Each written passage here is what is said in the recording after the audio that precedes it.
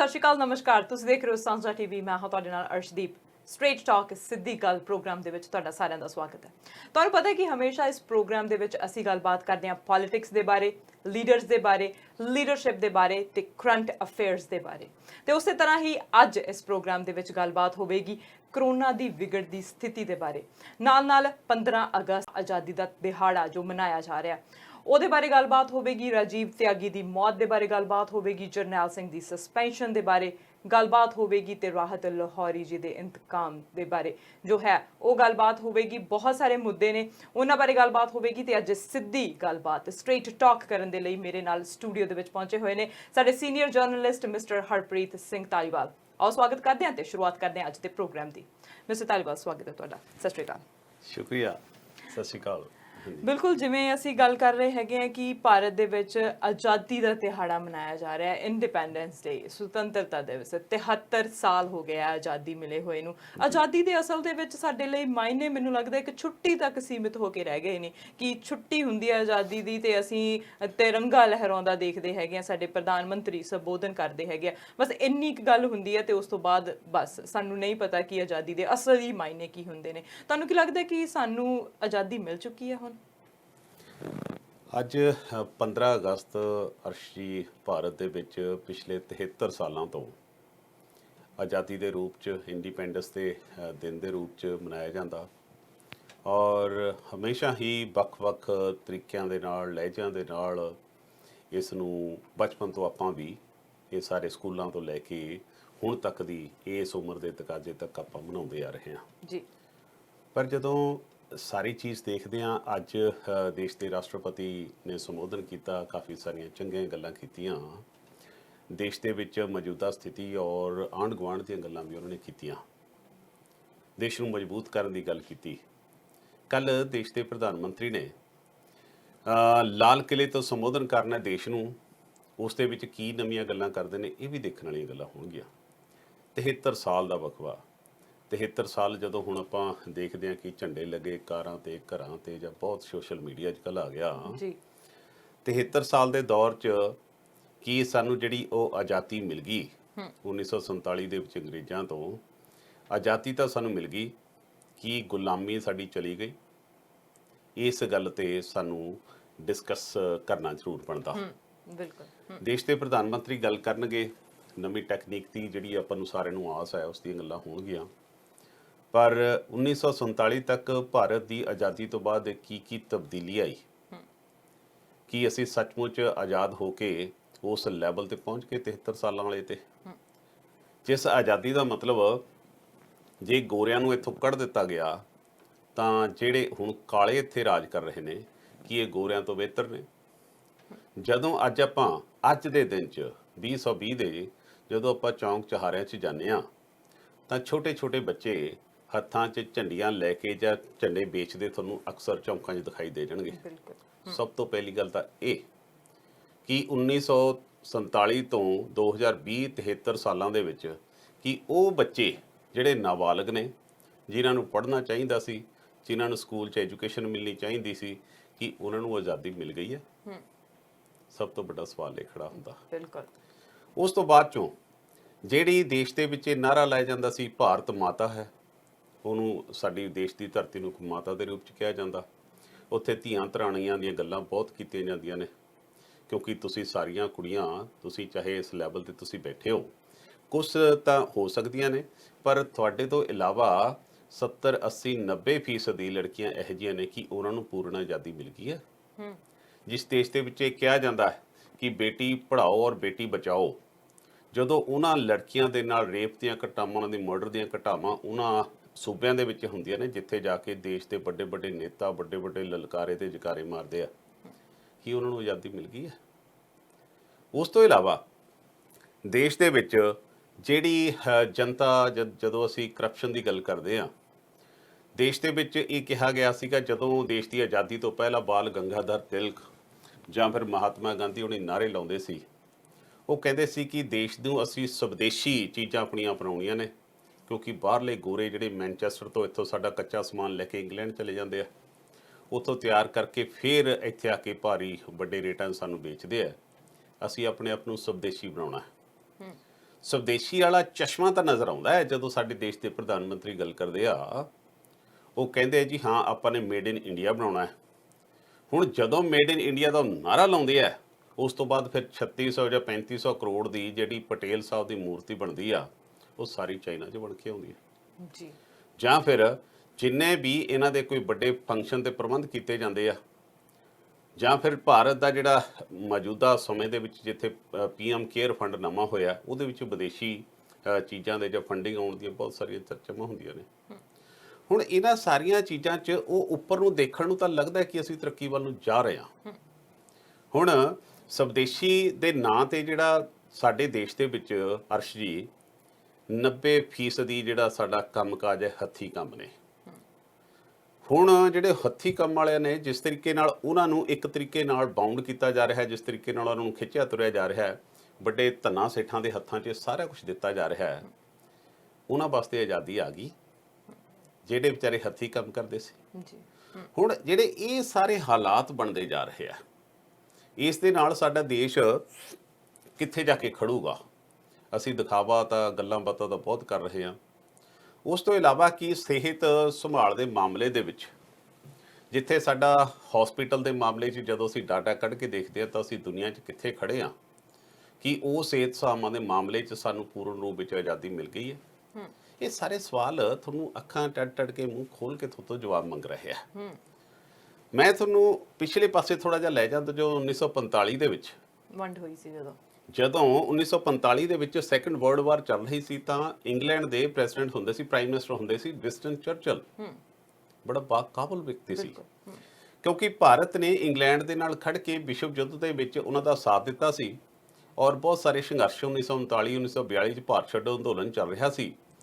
ਤਾਂ ਉਹਨਾਂ ਦੇ ਹਾਊਸ ਆਫ ਕਾਮਨ ਆਪਾਂ ਬੋਲਦੇ ਹਾਂ, ਸਾਡੇ ਪਾਰਲੀਮੈਂਟ ਬੋਲਦੇ ਆ, ਹਾਊਸ ਆਫ ਕਾਮਨ ਦੇ ਵਿੱਚ ਜਦੋਂ ਉਹਨਾਂ ਦੇ ਇੱਕ ਮਤਾ ਪਿਆ ਵੀ ਕਿਉਂ ਨਾ ਆਪਾਂ ਭਾਰਤ ਨੂੰ ਹੁਣ ਆਜ਼ਾਦ ਕਰ ਦਈਏ, ਤਾਂ ਉਸ ਵੇਲੇ ਦੇ ਵਿੰਸਟਨ ਚਰਚਲ ਨੇ ਅੱਜ ਤੋਂ 73 ਸਾਲ ਜਾਂ 75 ਸਾਲ ਪਹਿਲਾਂ ਸਾਡੀਆਂ ਆਦਤਾਂ ਸਾਡੀਆਂ ਕਰਤੂਤਾਂ ਬਾਰੇ ਦੱਸਤਾ ਸੀ। ਉਹਨਾਂ ਨੇ ਆਪਣੇ ਉਸ ਭਾਸ਼ਣ ਦੇ ਵਿੱਚ ਪਤਾ ਕੀ ਕਿਹਾ ਸੀ ਜੀ? ਉਹ ਕਹਿੰਦੇ ਸੀ power will go to the rascal rogues and the freebooters, all the Indian leader will be the of a low caliber and of men of straw। ਉਹਨਾਂ ਨੇ ਇਹ ਗੱਲਾਂ ਸਾਡੇ ਵਾਸਤੇ ਉਸ ਵੇਲੇ ਕਹੀਆਂ ਸੀ। ਉਹਨਾਂ ਨੇ ਕਿਹਾ ਸੀ they would have a sweet tongue but the silly hearts। Winston Churchill ਸਾਡੇ ਬਾਰੇ ਇਹ ਗੱਲ ਕਹਿੰਦੇ ਸੀ ਕਿ they would fight among themselves to grab power and India would lost in the political struggles।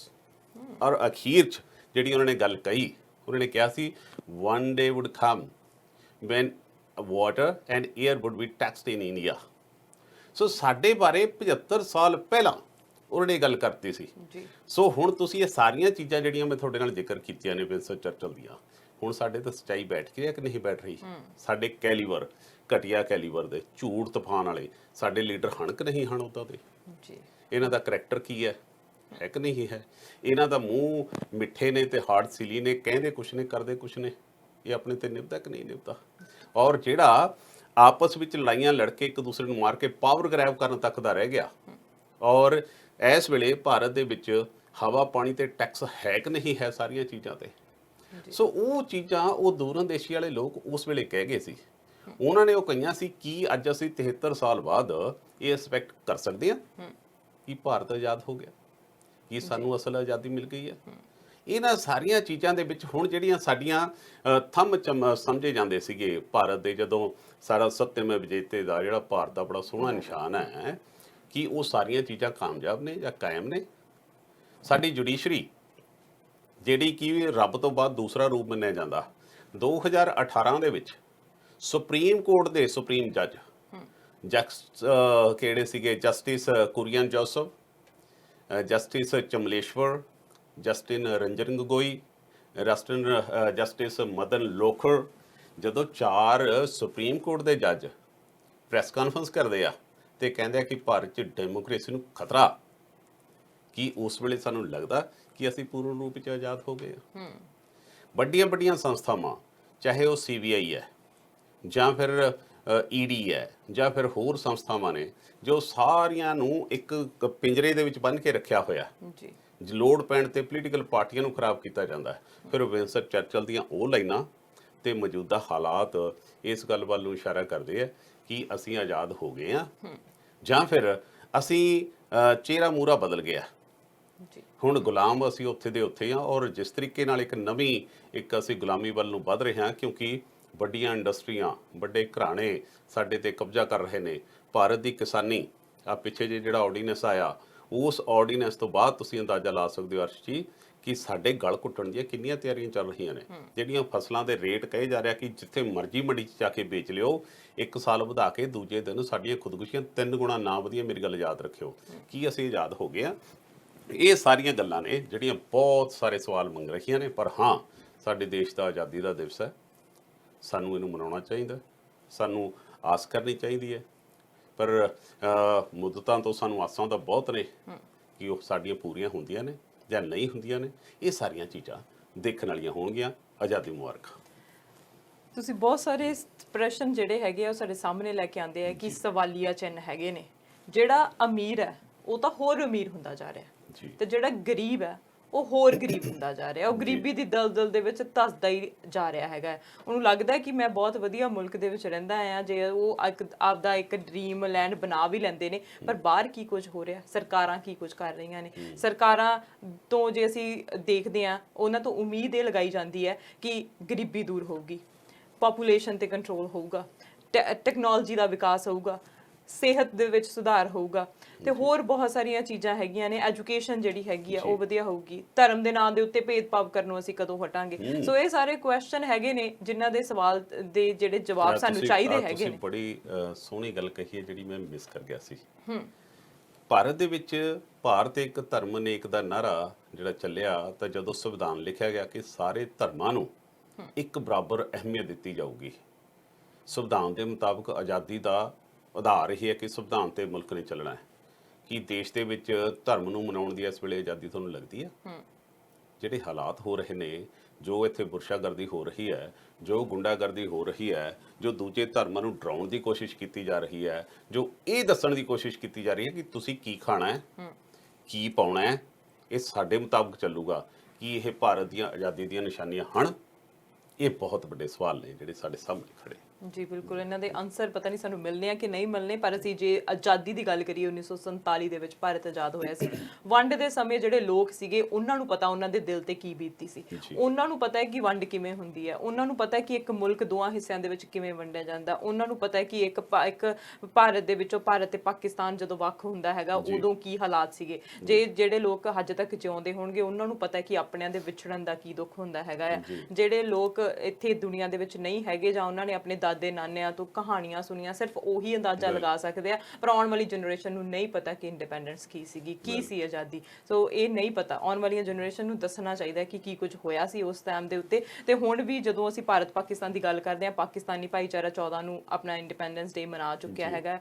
15 ਤਰੀਕ ਨੂੰ ਜਿਹੜਾ ਹੈ ਅਸੀਂ ਆਪਣਾ ਭਾਰਤੀ ਜਿਹੜੇ ਲੋਕ ਹੈਗੇ ਆ ਉਹ ਇੰਡੀਪੈਂਡੈਂਸ ਡੇ ਮਨਾਉਂਦੇ ਹੈਗੇ ਆ। ਪਰ ਜਿਹੜਾ ਇੱਕ ਦੂਜੇ ਦੇ ਪ੍ਰਤੀ ਅਸੀਂ ਨਫ਼ਰਤ ਪਾਲੀ ਬੈਠੇ ਹਾਂ ਕਿ ਭਾਰਤ ਤੇ ਪਾਕਿਸਤਾਨ, ਜਦੋਂ ਗੱਲ ਹੁੰਦੀ ਹੈ ਤੇ ਅਸੀਂ ਇੱਕਦਮ ਜੋਸ਼ ਦੇ ਵਿੱਚ ਆ ਜਾਂਦੇ ਹਾਂ ਕਿ ਨਹੀਂ ਇਹ ਤਾਂ ਸਾਡੇ ਦੁਸ਼ਮਣ ਹੈਗੇ ਨੇ। ਪਰ ਉਦੋਂ ਦਾ ਜਦੋਂ ਅਸੀਂ ਪਿਆਰ ਦੇਖਦੇ ਹੈਗੇ ਆ, ਉਹ ਆਪਣਾਪਨ ਦੇਖਦੇ ਹੈਗੇ ਆ, ਤਾਂ ਪਤਾ ਲੱਗਦਾ ਹੈ ਕਿ ਉਹਨਾਂ ਦੇ ਲਈ ਆਜ਼ਾਦੀ ਦਾ ਕੀ ਮਤਲਬ ਹੋਣਾ ਹੈ ਜਾਂ ਉਹਨਾਂ ਦੇ ਲਈ ਵੰਡ ਦਾ ਕੀ ਮਤਲਬ ਹੋਣਾ। ਬਿਲਕੁਲ ਬਿਲਕੁਲ, ਤੁਸੀਂ ਬੜੀ ਮੀਨਿੰਗਫੁਲ ਹੈ ਇਸ ਵੇਲੇ, ਕਿਉਂਕਿ ਆਜ਼ਾਦੀ ਦੇ ਦਿਵਸ 'ਤੇ ਆਪਾਂ ਲਗਾਤਾਰ ਗੱਲ ਕਰ ਰਹੇ ਹਾਂ ਕਿ ਸਾਨੂੰ ਇਹ ਆਜ਼ਾਦੀ ਦਾ ਮਤਲਬ ਹੁੰਦਾ ਹੈ ਕਿ ਤੁਸੀਂ ਸਾਰੀਆਂ ਚੀਜ਼ਾਂ ਜਿਹੜੀਆਂ ਆਪਾਂ ਡਿਸਕਸ ਕੀਤੀਆਂ ਨੇ, ਜਿਹੜਾ ਇਸ ਵੇਲੇ ਸਾਨੂੰ ਪਰੋਸਿਆ ਜਾ ਰਿਹਾ ਹੈ ਕਿ ਸਾਨੂੰ ਇਹ ਦੱਸਣ ਦੀ ਕੋਸ਼ਿਸ਼ ਕੀਤੀ ਤੁਸੀਂ ਗੁਲਾਮ ਲੋਕ ਹੋ, ਤੁਸੀਂ ਗੁਲਾਮੀ ਤੌਰ ਤੇ ਸੋਚਣਾ ਹੈ। ਸਾਨੂੰ ਜਿਹੜਾ ਮੀਡੀਆ ਜਿਹਦੇ ਨਾਲ ਆਪਾਂ ਸੰਬੰਧਿਤ ਲੋਕ ਹਾਂ, ਇਹਦੇ ਵਿੱਚ ਜੇਕਰ ਵੱਡੇ ਪੱਧਰ ਤੇ ਜਾ ਕੇ ਦੇਖਦੇ ਹਾਂ, ਜਿਹੜਾ ਆਪਣੇ ਆਪ ਨੂੰ ਬਹੁਤ ਕੋਈ ਹੱਕ ਸੱਚ ਦੀ ਲੜਾਈ, ਪਤਾ ਨਹੀਂ ਕਿਸ ਤਰ੍ਹਾਂ ਦੇ ਟੈਗ ਲਾਈਨ ਚਲਾਉਂਦੇ ਨੇ ਵੀ ਸਭ ਤੋਂ ਸੁਥਰਾ ਜੀ, ਸਭ ਤੋਂ ਅੱਗੇ ਜੀ, ਸਭ ਤੋਂ ਪਿੱਛੇ ਜੀ, ਜੋ ਵੀ ਇਹਨਾਂ ਦੇ ਹੈਗੇ ਆ, ਉਹਦੇ ਵਿੱਚ ਫਿਰ ਜੋ ਸ਼ਾਮ ਨੂੰ ਜਾਂ ਪ੍ਰਾਈਮ ਟਾਈਮ 'ਚ ਲੋਕਾਂ 'ਚ ਜ਼ਹਿਰ ਭਰੀ ਜਾ ਰਹੀ ਹੈ, ਜਿਹੜਾ ਆਪਸੀ ਭਾਈਚਾਰਾ ਆਜ਼ਾਦੀ ਤੋਂ ਬਾਅਦ ਸਾਡੇ 'ਚ ਹੋਣਾ ਚਾਹੀਦਾ ਸੀ, ਕਿ ਉਹਨੂੰ ਖਤਮ ਕਰਨ ਦੀ ਕੋਸ਼ਿਸ਼ ਨਹੀਂ ਕੀਤੀ ਜਾ ਰਹੀ। ਸਾਰੀਆਂ ਚੀਜ਼ਾਂ ਰਲ ਮਿਲ ਕੇ ਸਾਰੀ ਚੀਜ਼ ਨੂੰ, ਸਾਡੀ ਆਜ਼ਾਦੀ ਨੂੰ ਜਿੰਨੀ ਬੁਰੀ ਤਰ੍ਹਾਂ ਖਤਮ ਕਰਨ ਦੀ ਕੋਸ਼ਿਸ਼ ਕਰਨੇ ਨੇ, ਇਹ ਚਿੰਤਾ ਦਾ ਵਿਸ਼ਾ ਹੈ। ਪਰ ਫਿਰ ਵੀ ਸਾਡਾ ਭਾਰਤ ਮਹਾਨ ਹੈ, ਆਜ਼ਾਦੀ ਦੀਆਂ ਮੁਬਾਰਕਾਂ। ਜੀ ਬਿਲਕੁਲ, ਹਿੰਦੁਸਤਾਨ ਫਿਰ ਵੀ ਦਿਲ ਹੈ ਹਿੰਦੁਸਤਾਨੀ, ਕਹਿੰਦੇ ਜੀ, ਹੁੰਦੇ ਨੇ ਕਿ ਜਿੱਥੇ ਮਰਜ਼ੀ ਚਲੇ ਜਾਈਏ ਦਿਲ ਤਾਂ ਹਿੰਦੁਸਤਾਨੀ ਹੈਗਾ ਆ, ਦਿਲ ਤਾਂ ਸਾਡਾ ਪਿੱਛੇ ਹੀ ਹੈਗਾ ਹੈ ਜਿੱਥੋਂ ਅਸੀਂ ਆਏ ਹੈਗੇ ਆ। ਪਰ ਜਿਹੜੇ ਵੀ ਕੋਈ ਮਨਾ ਰਹੇ ਹੈਗੇ ਆ, ਅਸੀਂ ਸਾਰੇ ਸਾਡੇ ਪਾਕਿਸਤਾਨ ਦੇ ਭਾਈਚਾਰਾ ਜਿੰਨੇ ਜਿਹੜੇ ਮਨਾ ਚੁੱਕਿਆ ਹੈਗਾ 14 ਤਰੀਕ ਨੂੰ, ਉਹਨਾਂ ਨੂੰ ਵੀ ਆਜ਼ਾਦੀ ਦੀਆਂ ਮੁਬਾਰਕਾਂ, ਤੇ ਨਾਲ ਨਾਲ ਸਾਡੇ ਹਿੰਦੁਸਤਾਨੀ ਭਾਈਚਾਰੇ ਨੂੰ ਵੀ ਆਜ਼ਾਦੀ ਦੀਆਂ ਮੁਬਾਰਕਾਂ। ਇਹ ਤੁਸੀਂ ਬੜੀ ਵਧੀਆ ਗੱਲ ਕੀਤੀ ਹੈ, ਕਿਉਂਕਿ ਇਹਨਾਂ ਮੁਲਕਾਂ ਦੇ ਵਿੱਚ ਭਾਰਤ ਔਰ ਪਾਕਿਸਤਾਨ ਦਾ ਉਨਾ ਬੜਾ ਪਾੜਾ ਨਹੀਂ ਜਿੰਨਾ ਉੱਥੇ ਆਂਢ ਗੁਆਂਢ 'ਚ ਹੋ ਕੇ ਇੱਕ ਲਕੀਰ ਦੇ ਪਿੱਛੇ ਪਾਇਆ ਹੋਇਆ। ਦੁਨੀਆ ਭਰ ਦੇ ਵਿੱਚ ਜਿੰਨੇ ਪਾਕਿਸਤਾਨੀ ਭਾਈਚਾਰਾ ਹੈ ਉਹਨਾਂ ਨੂੰ ਵੀ ਬਹੁਤ ਬਹੁਤ ਮੁਬਾਰਕਬਾਦ, ਉਹਨਾਂ ਦੇ ਮੁਲਕ ਆਜ਼ਾਦ ਹੋਣ ਦੀਆਂ। ਔਰ ਸਾਡਾ ਭਾਈਚਾਰਾ ਹਿੰਦੂ, ਮੁਸਲਿਮ, ਸਿੱਖ, ਈਸਾਈ, ਬੋਧੀ, ਜੈਨੀ ਜਿੰਨੇ ਵੀ ਅਸੀਂ ਹੈਗੇ ਹਾਂ, ਅਸੀਂ ਆਪਸ ਵਿੱਚ ਇੱਕ ਦੂਸਰੇ ਨਾਲ ਪਿਆਰ ਮੁਹੱਬਤ ਦੀਆਂ ਤੰਦਾਂ ਬਣੀਏ ਕਿ ਆਪਣੇ ਦੇਸ਼ ਨੂੰ ਅੱਗੇ ਲਿਜਾਣ ਦੇ ਵਿੱਚ ਆਪੋ ਆਪਾ ਬਣਦਾ ਹਿੱਸਾ ਜ਼ਰੂਰ ਪਾਈਏ। ਜੀ ਬਿਲਕੁਲ, ਤੇ ਨਾਲ ਨਾਲ ਹੁਣ ਜਦੋਂ ਅਸੀਂ ਇੰਡੀਪੈਂਡੈਂਸ ਡੇ ਮਨਾ ਰਹੇ ਹੈਗੇ ਆ ਤੇ ਬਹੁਤ ਵੱਡਾ ਕਹਿਰ ਕਹਿ ਸਕਦੇ ਹਾਂ ਅਸੀਂ, ਬਹੁਤ ਜਿਹੜੀ ਦੁਨੀਆ ਦੇ ਹਾਲਾਤ ਨੇ ਉਹ ਖਰਾਬ ਹੋਏ ਪਏ ਨੇ ਕਰੋਨਾ ਵਾਇਰਸ ਨੂੰ ਲੈ ਕੇ। ਪਹਿਲਾਂ ਜਦੋਂ ਮੈਂ ਮਾਰਚ ਦੀ ਗੱਲ ਕਰਾਂ ਸ਼ੁਰੂ ਦੇ ਵਿੱਚ, ਉਦੋਂ ਕਹਿੰਦੇ ਸੀ ਕਰੋਨਾ ਵਾਇਰਸ ਹੈਗਾ ਆ, ਕਈ ਲੋਕ ਮੰਨਦੇ ਸੀ, ਕਈ ਲੋਕ ਨਹੀਂ ਮੰਨਦੇ ਸੀ, ਕਈ ਕਹਿੰਦੇ ਸੀ ਕਿ ਦੇਸ਼ਾਂ ਦਾ ਆਪਸ ਦੇ ਵਿੱਚ ਕੋਈ ਹੈਗਾ ਆ, ਹੌਲੀ ਹੌਲੀ ਖਤਮ ਹੋ ਜਾਣਾ ਹੈਗਾ। ਉਦੋਂ ਅਸੀਂ ਥੋੜਾ ਜਿਹਾ ਡਰੇ ਵੀ, ਨਹੀਂ ਵੀ ਡਰੇ, ਲਾਕਡਾਊਨ ਹੋਇਆ, ਬਹੁਤ ਲੋਕਾਂ ਨੇ ਪ੍ਰੀਕਾਸ਼ਨਸ ਵਰਤੇ। ਜਿਵੇਂ ਜਿਵੇਂ ਕਰੋਨਾ ਵਾਇਰਸ ਦੀਆਂ ਸਥਿਤੀ ਨੂੰ ਅਸੀਂ ਖਬਰਾਂ ਸੁਣਨ ਗਏ ਕਿ ਕਰਵ ਫਲੈਟ ਹੋ ਰਹੀ ਹੈ, ਉਸ ਦੇਸ਼ ਦੇ ਵਿੱਚ ਫਲੈਟ ਹੋ ਰਹੀ ਹੈ, ਹੁਣ ਉੱਥੇ ਕੇਸ ਘਟ ਗਏ ਹੈਗੇ ਨੇ, ਰਿਕਵਰੀ ਰੇਟ ਇਹਦਾ ਜ਼ਿਆਦਾ ਹੈਗਾ ਆ, ਤੁਸੀਂ ਸਿਰਫ ਮਾਸਕ ਪਾਉਣੇ ਆ, ਹੈਂਡ ਵਾਸ਼ ਕਰੋ, ਤੁਸੀਂ ਸੋਸ਼ਲ ਡਿਸਟੈਂਸ ਬਣਾ ਕੇ ਰੱਖੋ, ਸੋ ਸਭ ਕੁਝ ਫੋਲੋ ਵੀ ਕੀਤਾ। ਪਰ ਟਾਈਮ ਦੇ ਨਾਲ ਨਾਲ ਅਸੀਂ ਉਹਨੂੰ ਭੁੱਲਦੇ ਵੀ ਗਏ। ਅਸੀਂ ਜਿਵੇਂ ਜਿਵੇਂ ਆਮ ਜ਼ਿੰਦਗੀ ਦੇ ਵਿੱਚ ਵਿਚਰਦੇ ਗਏ, ਕਿਉਂਕਿ ਸਾਨੂੰ ਆਦਤ ਨਹੀਂ ਹੈਗੀ ਕਿ ਅਸੀਂ ਇਸ ਤਰ੍ਹਾਂ ਬਣ ਕੇ ਰਹੀਏ ਜਾਂ ਬੰਦਿਸ਼ਾਂ ਦੇ ਵਿੱਚ ਰਹੀਏ। ਅਸੀਂ 2019 ਦੇ ਵਿੱਚ ਜਿਹੜੀਆਂ ਪਾਰਟੀਆਂ ਕੀਤੀਆਂ ਸੀ, ਜਿਹੜੇ ਅਸੀਂ ਵਿਆਹ ਕੀਤੇ ਸੀ, ਅਸੀਂ ਜਾਂ ਇਸ ਸਾਲ ਜਿਹੜੇ ਸਕੈਜੂਲ ਕੀਤੇ ਹੋਏ ਸੀ ਸਾਰੇ ਵਿਆਹ, ਉਹ ਅਸੀਂ ਦੁਬਾਰਾ ਕੀਤੇ, ਦੁਬਾਰਾ ਪਾਰਟੀਆਂ ਕੀਤੀਆਂ। ਸਮਰ ਆ ਗਈ, ਕਿਉਂਕਿ ਸਮਰ ਦਾ ਅਸੀਂ ਬੇਸਬਰੀ ਦੇ ਨਾਲ ਇੰਤਜ਼ਾਰ ਕਰਦੇ ਹਾਂ ਕਿ ਕਦੋਂ ਅਸੀਂ ਪੀਚਿਸ ਤੇ ਜਾਵਾਂਗੇ, ਕਦੋਂ ਅਸੀਂ ਪਾਰਟੀਆਂ ਕਰਾਂਗੇ, ਦਿਨ ਵੱਡੇ ਹੋ ਜਾਂਦੇ ਆ। ਉਹਨਾਂ ਨੂੰ ਦੇਖਦੇ ਦੇਖਦੇ ਅਸੀਂ ਕਿਤੇ ਕਿਤੇ ਕਰੋਨਾ ਨੂੰ ਭੁੱਲ ਗਏ ਤੇ ਕੇਸ ਜਿਹੜੇ ਨੇ ਉਹ ਵੱਧ ਗਏ। ਅਸੀਂ ਜੇ BC ਦੀ ਗੱਲ ਕਰ ਲਈਏ, BC ਦੇ ਵਿੱਚ ਪਿਛਲੇ 3-4 ਦੇ ਵਿੱਚ 200 ਤੋਂ ਉੱਤੇ ਕੇਸ ਆਏ ਨੇ, ਜੋ ਕਿ ਬਹੁਤ ਇੱਕ ਕਹਿ ਸਕਦੇ ਹਾਂ ਕਿ ਚਿੰਤਾ ਹੈਗੀ ਹੈ, ਕਿਉਂਕਿ ਯੰਗਸਟਰ ਦੇ ਵਿੱਚ ਇਹ ਜਿਹੜੇ ਆਏ ਨੇ। ਤੇ ਜ਼ਿਆਦਾ ਫਰੇਜ਼ਰ ਹੈਲਥ ਦੇ ਵਿੱਚ, ਤੇ ਜਦੋਂ ਅਸੀਂ ਆਪਣੀ ਇੱਥੇ ਦੀ ਫਰੇਜ਼ਰ ਹੈਲਥ ਦੀ ਗੱਲ ਕਰਦੇ ਹਾਂ ਜਾਂ ਵੈਨਕੂਵਰ ਕੋਸਟਲ ਹੈਲਥ ਦੀ ਗੱਲ ਕਰਦੇ ਹਾਂ, ਇੱਥੇ ਸਭ ਤੋਂ ਜ਼ਿਆਦਾ ਕੇਸ ਜਿਹੜੇ ਆ ਰਹੇ ਨੇ ਤੇ ਆ ਵੀ ਕਮਿਊਨਿਟੀ ਦੇ ਵਿੱਚ ਰਹੇ ਨੇ। ਪਹਿਲਾਂ ਤਾਂ ਇੱਕ ਥਾਂ ਦੇ ਉੱਤੇ ਹੁੰਦੇ ਸੀ ਕਿ ਇਸ ਇੱਕ ਇੰਸਟੀਟਿਊਸ਼ਨ ਦੇ ਵਿੱਚ ਨੇ, ਇੱਕ ਪਾਰਟਿਕੂਲਰ ਇੰਸਟੀਟਿਊਸ਼ਨ ਦੇ ਵਿੱਚ ਨੇ ਜਾਂ 올ਡ ਏਜ ਹੋਮ ਦੇ ਵਿੱਚ ਨੇ, ਪਰ ਹੁਣ ਕਮਿਊਨਿਟੀ ਦੇ ਵਿੱਚ ਨੇ। ਕੋਈ ਨਹੀਂ ਪਤਾ ਵੀ ਕੌਣ ਕਿੱਥੇ ਰਹਿ ਰਿਹਾ ਹੈਗਾ, ਕਿਹਨੂੰ ਮਿਲਿਆ ਹੋਣਾ ਆ, ਕਦੋਂ ਉਹਦੇ ਚ ਸਿੰਪਟਮ ਆਏ ਹੋਣੇ ਆ। ਸੋ ਇਹ ਚੀਜ਼ਾਂ ਜਿਹੜੀਆਂ ਨੇ ਉਹ ਸਾਨੂੰ ਕਿਤੇ ਨਾ ਕਿਤੇ ਫਿਕਰਮੰਦ ਕਰ ਦਿੰਦੀਆਂ ਨੇ ਕਿ ਆਉਣ ਵਾਲਾ ਜਿਹੜਾ ਹੈਗਾ ਸਮਾਂ, ਫਿਊਚਰ ਕਿਸ ਤਰ੍ਹਾਂ ਦਾ ਹੋਊਗਾ, ਕਿਸ ਤਰ੍ਹਾਂ ਅਸੀਂ ਰਵਾਂਗੇ, ਕੀ ਦੁਬਾਰਾ ਲਾਕਡਾਊਨ ਹੋ ਜਾਊਗਾ, ਕੀ ਅਸੀਂ ਦੁਬਾਰਾ ਫੇਰ ਘਰਾਂ ਦੇ ਵਿੱਚ ਬੰਦ ਹੋ ਜਾਾਂਗੇ, ਕੀ ਹੁਣ ਜ਼ਿਆਦਾ ਮੌਤਾਂ ਹੋਣ ਲੱਗ ਗਈਆਂ। ਪਰ ਇੱਥੇ ਇਹ ਗੱਲ ਇਹ ਹੈ ਕਿ ਮੌਤਾਂ ਦੀ ਗਿਣਤੀ ਆ ਉਹ ਘਟ ਰਹੀ ਹੈਗੀ ਆ, ਰਿਕਵਰੀ ਰੇਟ ਵੱਧ ਰਿਹਾ ਹੈਗਾ ਆ। ਸੋ ਬਹੁਤ ਜਿਹੜੀ ਚਿੰਤਾ ਦਾ ਵਿਸ਼ਾ ਬਣਿਆ ਹੋਇਆ। ਸਾਡੇ ਗੁਆਂਢੀ ਮੁਲਕ ਅਸੀਂ ਅਮਰੀਕਾ ਦੀ ਗੱਲ ਕਰ ਲਈਏ, ਉੱਥੇ ਤਾਂ ਹਾਲਾਤ ਜਿਹੜੇ ਬਦ ਤੋਂ ਬਦਤਰ ਹੁੰਦੇ ਜਾ ਰਹੇ ਹੈਗੇ ਨੇ। ਜਿਹੜੀ ਕਰੋਨਾ ਹੈਗੀ ਆ, ਇਹ ਮੈਨੂੰ ਨਹੀਂ ਪਤਾ ਕਦੋਂ ਸਾਨੂੰ ਛੱਡ ਕੇ ਜਾਣ ਵਾਲੀ ਹੈਗੀ ਆ, ਪਰ ਹਜੇ ਤੱਕ ਇਹ ਹੈ ਕਿ ਇਹਦੀ ਕੋਈ ਵੈਕਸੀਨ ਨਹੀਂ ਹੈ। ਜੀ ਬਿਲਕੁਲ, ਜਿਵੇਂ ਤੁਸੀਂ ਸਾਰਾ ਜ਼ਿਕਰ ਇੱਥੇ ਦਾ ਕੀਤਾ, ਅਮਰੀਕਾ ਦੇ ਵਿੱਚ ਜਿਸ ਤਰੀਕੇ ਨਾਲ 50-55 ਲੱਖ ਦੇ ਕਰੀਬ ਉਹਨਾਂ ਦੀ ਗਿਣਤੀ ਹੋ ਗਈ ਹੈ ਔਰ ਮੌਤਾਂ ਵੀ ਲਗਾਤਾਰ ਹੋ ਰਹੀਆਂ ਨੇ, ਔਰ ਉੱਥੋਂ ਦੀਆਂ ਵੱਖ-ਵੱਖ ਕੰਪਨੀਆਂ ਇਸ ਗੱਲ ਦਾ ਦਾਅਵਾ ਵੀ ਕਰਦੀਆਂ ਨੇ। ਜੀ ਕਦੇ ਤਾਂ ਅਮਰੀਕਾ ਦਾ ਇੱਕ ਬਿਆਨ ਆ ਗਿਆ ਸੀ ਕਿ ਜੀ ਅਸੀਂ ਆਪਣੀ ਕੋਵਿਡ ਦੀ ਦਵਾਈ ਲੱਭ ਲਈ ਹੈ, ਬੜੀ ਸ਼ੇਅਰ ਬਾਜ਼ਾਰ ਉੱਪਰ ਗਿਆ। ਜੀ ਫਿਰ ਹੁਣ ਪਿੱਛੇ ਰਸ਼ੀਆ ਨੇ ਵੀ ਇਹ ਗੱਲ ਕਹੀ ਆ ਕਿ ਅਸੀਂ ਜੀ ਇਸ ਦਾ ਰਿਸਰਚ ਕਰਕੇ ਹੁਣ ਇਲਾਜ ਕੱਢ ਲਿਆ, ਤੇ ਵਲਾਦਿਨ ਪੁਤਿਨ ਜਿਹੜੇ ਉਹਨਾਂ ਦੇ ਪ੍ਰੈਜ਼ੀਡੈਂਟ ਨੇ, ਉਹਨਾਂ ਦੀ ਬੇਟੀ ਤੇ ਵੀ ਵਨ ਟੈਸਟ ਕੀਤਾ। ਹਾਲਾਂਕਿ WHO ਜਿਹੜਾ ਵਰਲਡ ਹੈਲਥ ਆਰਗੇਨਾਈਜੇਸ਼ਨ ਆ, ਉਹਦੀ ਹੁਣ ਸ਼ਾਖ ਤੇ ਵੱਟਾ ਤਾਂ ਬਹੁਤ ਲੱਗਿਆ, ਸਵਾਲ ਤਾਂ ਬਹੁਤ ਖੜੇ ਹੁੰਦੇ ਆ, ਪਰ ਫਿਰ ਵੀ WHO ਅਜੇ ਇਹ ਤੇ ਕਿਤੇ ਨਾ ਕਿਤੇ ਸ਼ੰਕੇ ਦੇ ਵਿੱਚ ਹੈਗੀ ਆ। ਹਾਂ, ਹੁਣ ਜਿਹੜਾ ਆ ਰਿਹਾ ਇਸ ਵੇਲੇ ਸਭ ਤੋਂ ਜ਼ਿਆਦਾ ਜੇ ਆਪਾਂ ਕਿਸੇ ਤੇ ਵਿਸ਼ਵਾਸ ਕਰ ਸਕਦੇ ਹਾਂ, ਉਹ ਹੈਗਾ ਆਕਸਫੋਰਡ ਦੇ ਵਿੱਚ ਜਿਹੜਾ ਕੰਮ ਚੱਲਦਾ ਸੀ ਔਰ ਇੰਡੀਆ ਦੀ ਸੀਰਮ ਇੰਸਟੀਚਿਊਟ ਉਹਨਾਂ ਨਾਲ ਕੰਮ ਕਰ ਰਿਹਾ ਸੀਗਾ। ਉਸ ਦੇ ਵਿੱਚ ਉਸ ਦਾ ਹੁਣ ਇੰਡੀਆ ਦੇ ਵਿੱਚ ਵੀ ਵੱਡੇ ਲੈਵਲ ਤੇ ਟੈਸਟ ਹੋਣੇ ਆ। ਹਾਲਾਂਕਿ ਆਪਾਂ ਜਾਣਦੇ ਹਾਂ ਕਿ ਵੱਡੀ ਤਾਦਾਦ ਦੇ ਵਿੱਚ ਬ੍ਰਾਜ਼ੀਲ ਦੇ ਵਿੱਚ ਵੀ ਨਸਲਹਾਰ ਜਿਹੜਾ ਹੋ ਰਿਹਾ, ਮਿਠਾਈ 30 ਦੇ ਲੱਖ ਦੇ ਕਰੀਬ ਉੱਥੇ ਵੀ ਹੈਗੇ ਆ, ਔਰ ਇੰਡੀਆ 'ਚ ਤਾਂ 25 ਲੱਖ ਦੇ ਨੇੜੇ ਸਾਡਾ ਪਹੁੰਚ ਗਿਆ ਕੰਮ। ਔਰ ਸਭ ਤੋਂ ਜ਼ਿਆਦਾ ਜਿਹੜੀ ਗਿਣਤੀ ਹੈ ਇਸ ਵੇਲੇ ਮਰੀਜ਼ਾਂ ਦੀ ਵੱਧ ਰਹੀ ਹੈ, ਉਹ ਹੈ ਇੰਡੀਆ ਦੇ ਵਿੱਚ। ਇੰਡੀਆ ਦੇ ਵਿੱਚ ਜਿਹੜਾ ਕੱਲ ਦਾ ਡਾਟਾ ਸੀ 64-65 ਹਜ਼ਾਰ ਆਇਆ ਸੀ, ਜਦ ਕਿ ਅਮਰੀਕਾ 54-55 ਤੇ ਔਰ ਬ੍ਰਾਜ਼ੀਲ ਥੋੜਾ ਜਿਹਾ ਘੱਟ ਆ। ਇਹਨਾਂ ਸਾਰੀਆਂ ਚੀਜ਼ਾਂ ਦੇ ਵਿੱਚ ਇਹ ਅੰਦਾਜ਼ਾ ਲਾਉਣਾ ਕਿ ਇਹ ਸਾਰੀ ਚੀਜ਼ ਨੂੰ ਠੀਕ ਕਰਨ ਵਾਸਤੇ ਅਸੀਂ ਕਿੰਨਾ ਕੁ ਰੋਲ ਨਿਭਾ ਰਹੇ ਹਾਂ। ਜੀ ਮੈਨੂੰ ਲੱਗਦਾ ਹੈ ਕਿ ਸਾਡੇ ਜਿਹੜੀ ਅਕਸਰ ਮੈਂ ਤੁਹਾਡੇ ਨਾਲ ਗੱਲ ਕਰਦਾ ਹੁੰਨਾ ਕਿ ਚਾਹੇ ਕੋਈ ਚੰਗਾ ਸਮਾਂ ਚਾਹੇ ਕੋਈ ਮਾੜਾ ਸਮਾਂ, ਸਿਆਸੀ ਲੋਕ ਜਿਹੜੀ ਉਹਨਾਂ ਦਾ ਨਾ ਸਵੀਟ ਟੰਗ ਤੇ ਸਿਲੀ ਹਾਰਟ ਦੀ ਜਿਹੜੀ ਮੈਂ ਤੁਹਾਡੇ ਨਾਲ ਗੱਲ ਕੀਤੀ ਸੀ, ਬਿਲਕੁਲ ਇਹਨਾਂ ਦੇ ਹਾਰਟ ਸਿਲੀ ਨੇ। ਹਰ ਚੀਜ਼ ਤੇ ਸਿਆਸਤ ਕਰਨ ਦੀ ਕੋਸ਼ਿਸ਼ ਕਰਦੇ ਨੇ, ਲਾਸ਼ਾਂ ਤੇ ਸਿਆਸਤ ਕਰਨ ਦੀ ਕੋਸ਼ਿਸ਼ ਕਰਦੇ ਨੇ। ਇਵਨ ਸਾਰੇ ਚੀਜ਼ ਨੂੰ ਆਪਾਂ ਕਿਵੇਂ ਕੰਟਰੋਲ ਕਰਨਾ, ਕਿਵੇਂ ਇਹਦੇ ਤੇ ਆਪਾਂ ਨੇ ਪੂਰਾ ਜਕੜ ਬਣਾਉਣੀ ਹੈ, ਉਹਨੂੰ ਛੱਡ ਕੇ ਇਹ ਹੈ ਕਿ ਫਲਾਣੇ ਦਾ ਨੁਕਸਾਨ ਕਿਵੇਂ ਕਰਨਾ, ਫਲਾਣੇ ਤੋਂ ਆਪਾਂ ਗ੍ਰੈਬ ਪਾਵਰ ਕਿਵੇਂ ਕਰਨੀ ਆ। ਹੁਣ ਭਾਰਤ ਦੇ ਵਿੱਚ ਜਿੱਦਾਂ 1.5 ਲੱਖ ਦੇ ਕਰੀਬ ਤਾਂ ਸਾਡੀਆਂ ਮੌਤਾਂ ਹੋ ਗਈਆਂ, 49,000 ਦੇ ਕਰੀਬ ਸਾਡੀਆਂ ਮੌਤਾਂ ਹੋ ਚੁੱਕੀਆਂ ਨੇ, ਪਰ ਕੋਈ ਲੱਗਦਾ ਵੀ ਇਸ ਤਰ੍ਹਾਂ ਦਾ ਕੋਈ ਨਾ ਕੋਈ ਪ੍ਰਬੰਧ ਹੋ ਗਿਆ ਹੋਊਗਾ। ਹਾਂ, ਪੋਲੀਟੀਕਲ ਬਿਆਨ ਜ਼ਰੂਰ ਆਏ, ਤੁਹਾਡੇ ਨਾਲ ਮੈਂ ਪਹਿਲਾਂ ਵੀ ਸਾਂਝੇ ਕੀਤੇ ਸੀ ਕਿ ਕੋ ਦਿੱਲੀ ਦੇ ਨਾਲ ਲੱਗਦਾ ਗਾਜ਼ੀਆਬਾਦ ਵਿੱਚ ਲੋਨੀ ਸੀਟ ਪੈਂਦੀ ਸੀ ਜੀ। ਨੰਦ ਕਿਸ਼ੋਰ ਗੁੱਜਰ ਨਾਂ ਦਾ MLA ਉੱਥੇ BJP ਦਾ, ਜਦੋਂ ਪੱਤਰਕਾਰ ਨੇ ਪੁੱਛਿਆ ਕਿ ਜੀ ਕਰੋਨਾ ਦਾ ਕਹਿਰ ਬਹੁਤ ਵੱਧਦਾ ਜਾਂਦਾ, ਕਹਿੰਦਾ ਸਾਡੇ ਕਰੋਨਾ ਕਿਵੇਂ ਵੜ ਜੂ, ਅਸੀਂ ਤਾਂ ਇੱਥੇ ਗਾਵਾਂ ਬੰਨੀਆਂ ਹੋਈਆਂ ਨੇ, ਸਾਡੇ ਨਹੀਂ ਕੋਈ ਵੜ ਸਕਦਾ ਇੱਥੇ। ਹੁਣ ਉਹ ਗਾਵਾਂ ਬੰਨੀਆਂ ਬਣਾਈ ਵਾਲੀ ਸਟੇਟ ਦੇ ਵਿੱਚ 1.5 ਲੱਖ ਤੋਂ ਉੱਪਰ ਕੇਸ ਹੋ ਗਿਆ, ਔਰ ਉਹਨਾਂ ਦੀ ਇੱਕ ਕੈਬਨਿਟ ਰੈਂਕ ਦੇ ਮਿਨਿਸਟਰ ਦੀ ਡੈਥ ਹੋ ਗਈ ਹੈ, ਹੋਮ ਮਿਨਿਸਟਰ ਨੂੰ ਕਰੋਨਾ ਹੋਇਆ, ਔਰ ਵੱਡੇ MLA ਤਾਂ ਪਤਾ ਹੀ ਨਹੀਂ ਕਿੰਨਿਆਂ ਕੁ ਨੂੰ ਹੋ ਚੁੱਕਿਆ। ਬਿਲਕੁਲ। ਔਰ ਈਵਨ ਕਿ ਇਸ ਤਰ੍ਹਾਂ ਦੇ ਮੂਰਖ ਲੋਕ ਇਸ ਬਿਮਾਰੀ ਤੇ ਕੰਟਰੋਲ ਕਰਨ ਦੀ ਬਜਾਏ, ਰਾਜਸਥਾਨ ਦਾ ਇੱਕੋ ਲੀਡਰ ਜਿਹੜਾ ਕੇਂਦਰ ਦੇ ਵਿੱਚ ਕਾਰਜ ਮੰਤਰੀ ਵੀ ਹੈ, ਉਹ ਕਹਿੰਦਾ ਜੀ ਭਾਬੀ ਪਾਪੜ ਖਾਓ ਤੇ ਕਰੋਨਾ ਤੁਹਾਡੇ ਨੇੜੇ ਹੀ ਲੱਗਦਾ, ਬਾਅਦ ਚੋਂ ਪਤਾ ਲੱਗਿਆ ਕਰੋਨੇ ਨੇ ਉਹੀ ਚੜਤਾ ਆਪੇ। ਸੋ ਮੂਰਖਾਂ ਦੀ ਤਾਦਾਦ ਤੇ ਸਾਡੇ ਕਮੀ ਕੋਈ ਨਹੀਂ ਹੈ ਜੀ। ਹੁਣ ਉਹ ਸਾਰੀ ਚੀਜ਼ ਦੇ ਵਿੱਚ ਕਰੋਨਾ ਹੌਲੀ ਜੇਕਰ ਆਪਾਂ ਆਪਣੇ ਸੂਬੇ ਦੀ ਗੱਲ ਕਰਦੇ ਆ, ਪੰਜਾਬ ਦੇ ਵਿੱਚ ਬੜੀ ਤੇਜ਼ੀ ਦੇ ਨਾਲ ਫੈਲ ਰਿਹਾ ਹੈ। ਛੋਟਾ ਸੂਬੀ ਹੋਇਆ ਸਾਡੀ ਤਾਂ, ਹੁਣ ਉਹਦੇ ਵਿੱਚ ਜਿਹੜੀ ਗਿਣਤੀ ਆ ਰਹੀ ਹੈ ਲਗਾਤਾਰ ਬੜੀ ਭਿਆਨਕ ਹੈ। ਸਰਕਾਰ ਕਹਿ ਤਾਂ ਰਹੀ ਹੈ ਕਿ ਹਾਂਜੀ ਅਸੀਂ ਹਰ ਹੀਲਾ ਵਸੀਲਾ ਨੂੰ ਕਰ ਰਹੇ ਹਾਂ, ਲਾਕਡਾਊਨ ਵੀ ਵਧਾਉਣ ਦਾ ਜਿਹੜਾ ਹੁਣ ਨਜ਼ਰੀਆ ਸਾਹਮਣੇ ਆਇਆ, ਉਹਨਾਂ ਸਾਰੀਆਂ ਚੀਜ਼ਾਂ ਦੇ ਵਿੱਚ ਕਰੋਨਾ ਦਾ ਅਰਸ਼ ਜੀ ਜਾ ਕੇ ਨਿੱਜੀ ਰੂਪ 'ਚ ਜਦ ਤੱਕ ਲੋਕ ਸਹਿਯੋਗ ਨਹੀਂ ਕਰਦੇ, ਚਾਹੇ ਇੱਥੇ ਹੈ ਚਾਹੇ ਆਪਾਂ ਭਾਰਤ ਦੀ ਗੱਲ ਕਰ ਲਈਏ ਜਾਂ ਫਿਰ ਦੁਨੀਆ ਦੇ ਕਿਸੇ ਵੀ ਹਿੱਸੇ 'ਚ ਗੱਲ ਕਰ ਲਈਏ।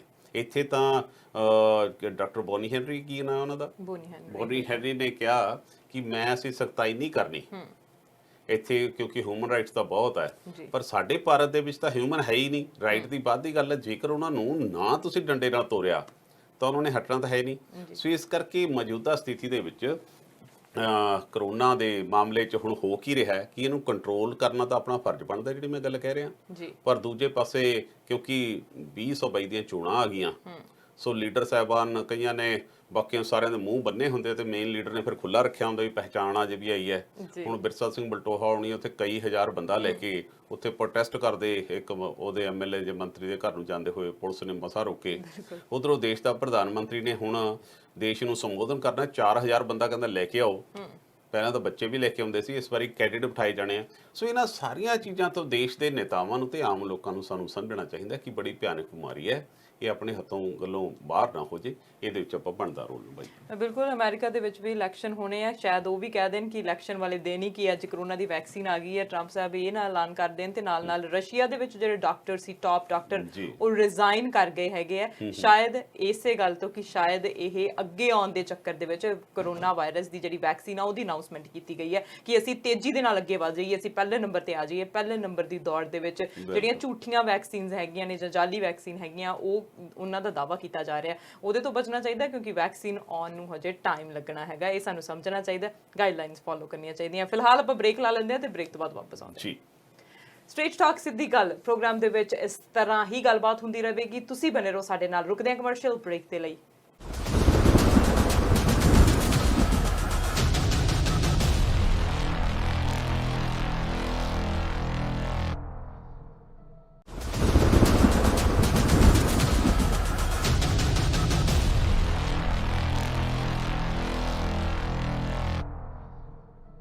Welcome back after a short break. You are watching program straight talk, ਤੇ ਸਟ੍ਰੇਟ ਟਾਕ ਦੇ ਵਿੱਚ ਅੱਜ ਅਸੀਂ ਗੱਲਬਾਤ ਕਰ ਰਹੇ ਹਾਂ ਕਰੰਟ ਅਫੇਅਰਸ ਦੇ ਬਾਰੇ, ਤੇ ਮੇਰੇ ਨਾਲ ਪਹੁੰਚੇ ਹੋਏ ਨੇ ਹਰਪ੍ਰੀਤ ਸਿੰਘ ਧਾਲੀਵਾਲ ਜੀ। ਸੋ ਮਿਸਟਰ ਧਾਲੀਵਾਲ, ਜਿਵੇਂ ਆਪਾਂ ਕਰੋਨਾ ਦੀ ਗੱਲ ਕਰ ਰਹੇ ਹੈਗੇ ਹਾਂ, ਕਰੋਨਾ ਦੇ ਵਿੱਚ ਬਹੁਤ ਸਾਰੀਆਂ ਚੀਜ਼ਾਂ ਸਾਡੇ ਸਾਹਮਣੇ ਆਈਆਂ ਹੈਗੀਆਂ ਨੇ, ਮੌਤਾਂ ਬਹੁਤ ਹੋਈਆਂ ਨੇ, ਚਾਹੇ ਉਹ ਕਰੋਨਾ ਦੇ ਕਰਕੇ ਹੋਈਆਂ ਨੇ, ਚਾਹੇ ਬਿਨਾਂ ਕਰੋਨਾ ਤੋਂ ਕਰਕੇ ਹੋਈਆਂ ਨੇ। ਕਰੋਨਾ ਕਰਕੇ ਇੱਕ ਹੋਰ ਜਿਹੜੇ ਉੱਚ ਕਵੀ ਕਹਿ ਸਕਦੇ ਹਾਂ ਅਸੀਂ, ਉਰਦੂ ਦੇ ਕਵੀ, ਬਾਲੀਵੁੱਡ ਦੇ ਲਿਰਿਸਿਸਟ ਰਹੇ ਹੈਗੇ ਆ, ਰਾਹਤ ਇੰਦੌਰੀ ਸਾਹਿਬ ਬਹੁਤ ਲੋਕਾਂ ਨੇ ਉਹਨਾਂ ਤੋਂ ਇਨਸਪੀਰੇਸ਼ਨਸ ਲਈਆਂ ਨੇ। ਉਹਨਾਂ ਦੇ ਜਿਹੜੇ ਲਿਖਤਾਂ ਹੈਗੀਆਂ ਨੇ, ਜਿਹੜੇ ਉਹ ਲੋਕ ਮੁਹਾਵਰੇ, ਲੋਕ ਕਾਵ, ਲੋਕ ਬਣ ਗਏ ਹੈਗੇ, ਲੋਕਾਂ ਦੇ ਮੂੰਹਾਂ ਦੇ ਉੱਤੇ ਚੜ ਗਏ ਹੈਗੇ, ਮੂੰਹ ਜ਼ੁਬਾਨੀ ਹੋ ਗਏ ਨੇ, ਉਹਨਾਂ ਦੇ ਕਲਾਮ ਜੋ ਲਿਖੇ ਗਏ ਹੈਗੇ ਨੇ। ਸੋ ਉਹਨਾਂ ਦੀ ਮੌਤ ਹੋਈ ਹੈ 70 ਸਾਲ ਦੀ ਉਮਰ ਦੇ ਵਿੱਚ। ਸਾਰਿਆਂ ਦਾ ਇੱਕ ਕਹਿ ਸਕਦੇ ਹਾਂ ਪਰਸਨਲ ਲਾਸ ਹੈਗਾ, ਜਿਨ੍ਹਾਂ ਨੇ ਵੀ ਉਹਨਾਂ ਨੂੰ ਕਰੀਬ ਤੋਂ ਸੁਣਿਆ ਹੈਗਾ। ਸੋ ਉਹਨਾਂ ਦੀ ਮੌਤ ਹੋ ਜਾਣਾ, ਫਿਰ ਹੋਰ ਵੀ ਦਿਗਜਾਂ ਦੀ ਜਿਹੜੀ ਮੌਤ ਹੋ ਜਾਣਾ ਇਸ ਸਾਲ ਦੇ ਵਿੱਚ, ਪਰ ਲਾਜ਼ਮੀ ਤੌਰ ਤੇ ਇਹਨਾਂ ਦੀ ਮੌਤ ਨੇ ਲੋਕਾਂ ਨੂੰ ਬਹੁਤ ਸਾਰਾ ਜੋੜਿਆ ਤੇ ਉਹਨਾਂ ਦੀਆਂ ਜਿਹੜੀਆਂ ਲਿਖਤਾਂ ਹੈਗੀਆਂ ਨੇ ਉਹ ਫਿਊਚਰ ਦੇ ਵਿੱਚ ਵੀ ਜ਼ਿੰਦਾ ਰਹਿਣਗੀਆਂ ਤੇ ਆਉਣ ਵਾਲੇ ਸਮੇਂ ਦੇ ਵਿੱਚ ਉਹਨਾਂ ਦੀਆਂ ਲਿਖਤਾਂ ਨੂੰ ਜਿਹੜਾ ਪਸੰਦ ਕੀਤਾ ਜਾਵੇਗਾ ਆਉਣ ਵਾਲੇ ਲੋਕਾਂ ਦੇ ਵੱਲੋਂ, ਨੌਜਵਾਨਾਂ ਦੇ ਵੱਲੋਂ, ਕਿਉਂਕਿ ਉਹਨਾਂ ਦਾ ਜਿਹੜਾ ਲਿਖਿਆ ਇੱਕ ਪੈਗਾਮ ਹਿੰਦੁਸਤਾਨ ਸੀਗਾ, ਉਹ ਸਾਰਿਆਂ ਨੂੰ ਮੈਨੂੰ ਲੱਗਦਾ ਮੂੰਹ ਜ਼ਬਾਨੀ ਯਾਦ ਹੈ। ਬਿਲਕੁਲ। ਰਾਹਤ ਇੰਦੌਰੀ ਬਹੁਤ ਵੱਡੀ ਸ਼ਖਸੀਅਤ ਸੀ ਸਾਡੇ, ਮਤਲਬ ਇਸ ਲੇਖਣੀ ਦੇ ਯੁੱਗ 'ਚ, ਜਿੱਥੇ ਇੱਕ ਪੋਇਟ ਦੇ ਤੌਰ ਤੇ ਉਹਨਾਂ ਦਾ ਕੱਦ ਕਾਠ ਇਸ ਕਦਰ ਸੀ ਅਰਸ਼ੀ ਕਿ ਉਹਨਾਂ ਦਾ ਅੰਦਾਜ਼ੇ ਬਿਆਨ, ਉਹਨਾਂ ਦਾ ਗੁਫ਼ਤਗੂ ਦਾ ਅੰਦਾਜ਼ ਬੜਾ ਜ਼ਬਰਦਸਤ ਸੀ। ਔਰ ਉਹਨਾਂ ਦਾ ਇੰਤਕਾਲ ਹੋਣਾ ਸਾਡੇ ਸਾਰਿਆਂ ਵਾਸਤੇ ਬਹੁਤ ਵੱਡਾ ਘਾਟਾ ਹੈ। ਜਿਹੜੇ ਜਦੋਂ ਅਸੀਂ ਸਟ੍ਰੈਸ ਰੂਪੀ ਹੁੰਦੇ ਹਾਂ, ਸਾਡੀ ਇੱਕ ਡੋਜ਼ ਹੈ, ਸਾਡੀ ਜ਼ਿੰਦਗੀ ਦਾ ਹਿੱਸਾ ਹੈ ਕਿ ਜਦੋਂ ਤੁਹਾਡਾ ਮਨੋਰੰਜਨ ਹੁੰਦਾ ਹੈ ਤੇ ਮਨੋਰੰਜਨ ਦੇ ਨਾਲ ਤੁਹਾਨੂੰ ਕੋਈ ਨਾ ਕੋਈ ਸੰਦੇਸ਼ ਮਿਲਦਾ ਹੈ, ਉਹ ਨਾਲੇ ਤਾਂ ਤੁਹਾਨੂੰ ਰੀਫਰੈਸ਼ ਕਰਦਾ, ਨਾਲੇ ਤੁਹਾਨੂੰ ਇੱਕ ਚੰਗੇ ਇਨਸਾਨ ਦੇ ਤੌਰ ਤੇ ਬਣਾਉਂਦਾ। ਸੋ ਰਾਹਤ ਇੰਦੌਰੀ ਤਾਂ ਬਾ ਕਮਾਲ ਸੀ। ਉਹਨਾਂ ਦੀਆਂ ਬਹੁਤ ਸਾਰੀਆਂ ਲਿਖਤਾਂ ਭਾਰਤ ਦੇ ਵਿੱਚ ਮਕਬੂਲ ਹੋਈਆਂ, ਲੋਕ ਉਹਨੂੰ ਅਥਾਹ ਪਿਆਰ ਕਰਦੇ ਸੀ। ਜਿੱਥੇ ਵੀ ਉਹਨਾਂ ਨੇ ਜਾਣਾ, ਕਿਸੇ ਵੀ ਫੰਕਸ਼ਨ ਦੇ ਵਿੱਚ ਜਾਣਾ, ਤਾਂ ਉਹ ਪੂਰਾ ਮੇਲਾ ਲੁੱਟ ਲਿਆ ਕਰਦੇ ਸੀ। ਬਿਲਕੁਲ। ਖਾਸ ਤੌਰ ਤੇ ਉਹਨਾਂ ਦਾ ਜਿਹੜਾ ਅੰਦਾਜ਼ ਸੀ ਨਾ, ਜਦੋਂ ਆਪਣੀ ਗੱਲ ਕਰਦੇ ਸੀ ਇੱਕ ਲਹਿਜੇ ਤੇ ਜਾ ਕੇ ਲੋਕਾਂ ਨੂੰ ਨਾਲ ਇਨਵੋਲਵ ਕਰ ਲੈਂਦੇ ਸੀ। ਉੱਥੇ ਜਾ ਕੇ ਉਹ ਆਪਣੀ ਟੋਨ ਚੇਂਜ ਕਰਕੇ ਜੋ ਗੱਲ ਕਰਦੇ ਸੀ ਤਾਂ ਲੋਕ ਉਹਨੂੰ ਬੜਾ ਉਡੀਕਦੇ ਸੀ ਕਿ ਰਾਹਤ ਇੰਦੌਰੀ ਸਾਹਿਬ ਕਿਆ ਬਾਤ। ਸੋ ਉਹਨਾਂ ਨੇ ਬੜੀਆਂ ਫਿਲਮਾਂ ਦੇ ਵਿੱਚ ਵੀ ਲਿਖਿਆ, ਸੋ ਇਸ ਕਰਕੇ ਉਹਨਾਂ ਦੀ ਬੜੀ ਪਸੰਦੀਦਾ ਸੀਗਾ। ਮੌਜੂਦਾ ਸਮੇਂ ਦੇ ਵਿੱਚ ਹਾਲਾਂਕਿ ਦੇਸ਼ ਦੇ ਵਿੱਚ ਜਦੋਂ ਭਾਈ ਨੂੰ ਨਫ਼ਰਤ ਕਰਨ ਵਾਸਤੇ ਇੱਕ ਖਾਸ ਮੁਹਿੰਮ ਚਲਾਈ ਜਾ ਰਹੀ ਹੈ, ਰਾਜਨੀਤਿਕ ਪੂਰੀ ਉਹਦੇ ਨਾਲ ਸਰਪ੍ਰਸਤੀ ਦੇ ਨਾਲ, ਉਸ ਵੇਲੇ ਇਸ ਤਰ੍ਹਾਂ ਦੇ ਲੋਕ ਜਿਹੜੇ ਆਪਣੇ ਆਪ ਨੂੰ ਪੂਰਨ ਰੂਪ ਵਿੱਚ, ਭਾਵੇਂ ਉਹ ਮੁਸਲਮਾਨ ਸੀ ਪਰ ਉਹ ਆਪਣੇ ਆਪ ਨੂੰ ਇੱਕ ਹਿੰਦੁਸਤਾਨੀ ਦੇ ਰੂਪ 'ਚ ਪੇਸ਼ ਕਰਦੇ ਸੀ ਹਮੇਸ਼ਾ, ਕਿਉਂਕਿ ਉਹਨਾਂ ਮਾਹੌਲਾਂ 'ਚ ਪੈਦਾ ਹੋਏ ਸੀ। ਇਹ ਤਾਂ ਮਾਹੌਲ ਹੁਣ 2-4 ਸਾਲਾਂ ਤੋਂ ਸ਼ੁਰੂ ਹੋਏ ਨੇ। ਸੋ ਉਸ ਕਰਕੇ ਹੁਣ ਜਦੋਂ ਮਾਹੌਲ ਚੇਂਜ ਹੋਣ ਲੱਗਿਆ, ਰਾਹਤ ਇੰਦੌਰੀ ਸਾਹਿਬ ਦੀਆਂ ਬਹੁਤ ਸਾਰੀਆਂ ਚੀਜ਼ਾਂ ਜਿੱਥੇ ਲੋਕਾਂ ਦਾ ਐਂਟਰਟੇਨ ਕਰਦੀਆਂ ਸੀ, ਉੱਥੇ ਜਦੋਂ ਬਹੁਤ ਸਾਰੇ ਸੰਘਰਸ਼ ਹੁੰਦੇ ਸੀ ਤਾਂ ਉਹਨਾਂ ਦੇ ਵਿੱਚ ਵੀ ਇੱਕ ਇਨਕਲਾਬ ਦੇ ਤੌਰ ਤੇ ਉਹਨਾਂ ਦੀਆਂ ਪੋਇਮਸ, ਉਹਨਾਂ ਦੀਆਂ ਪੋਇਟਰੀਆਂ, ਉਹਨਾਂ ਦੇ ਲਿਖੇ ਹੋਏ ਕਾਵਿ ਨੂੰ ਮੈਂਸ਼ਨ ਕੀਤਾ ਜਾਂਦਾ ਇਹਨਾਂ ਦਿਨਾਂ 'ਚ।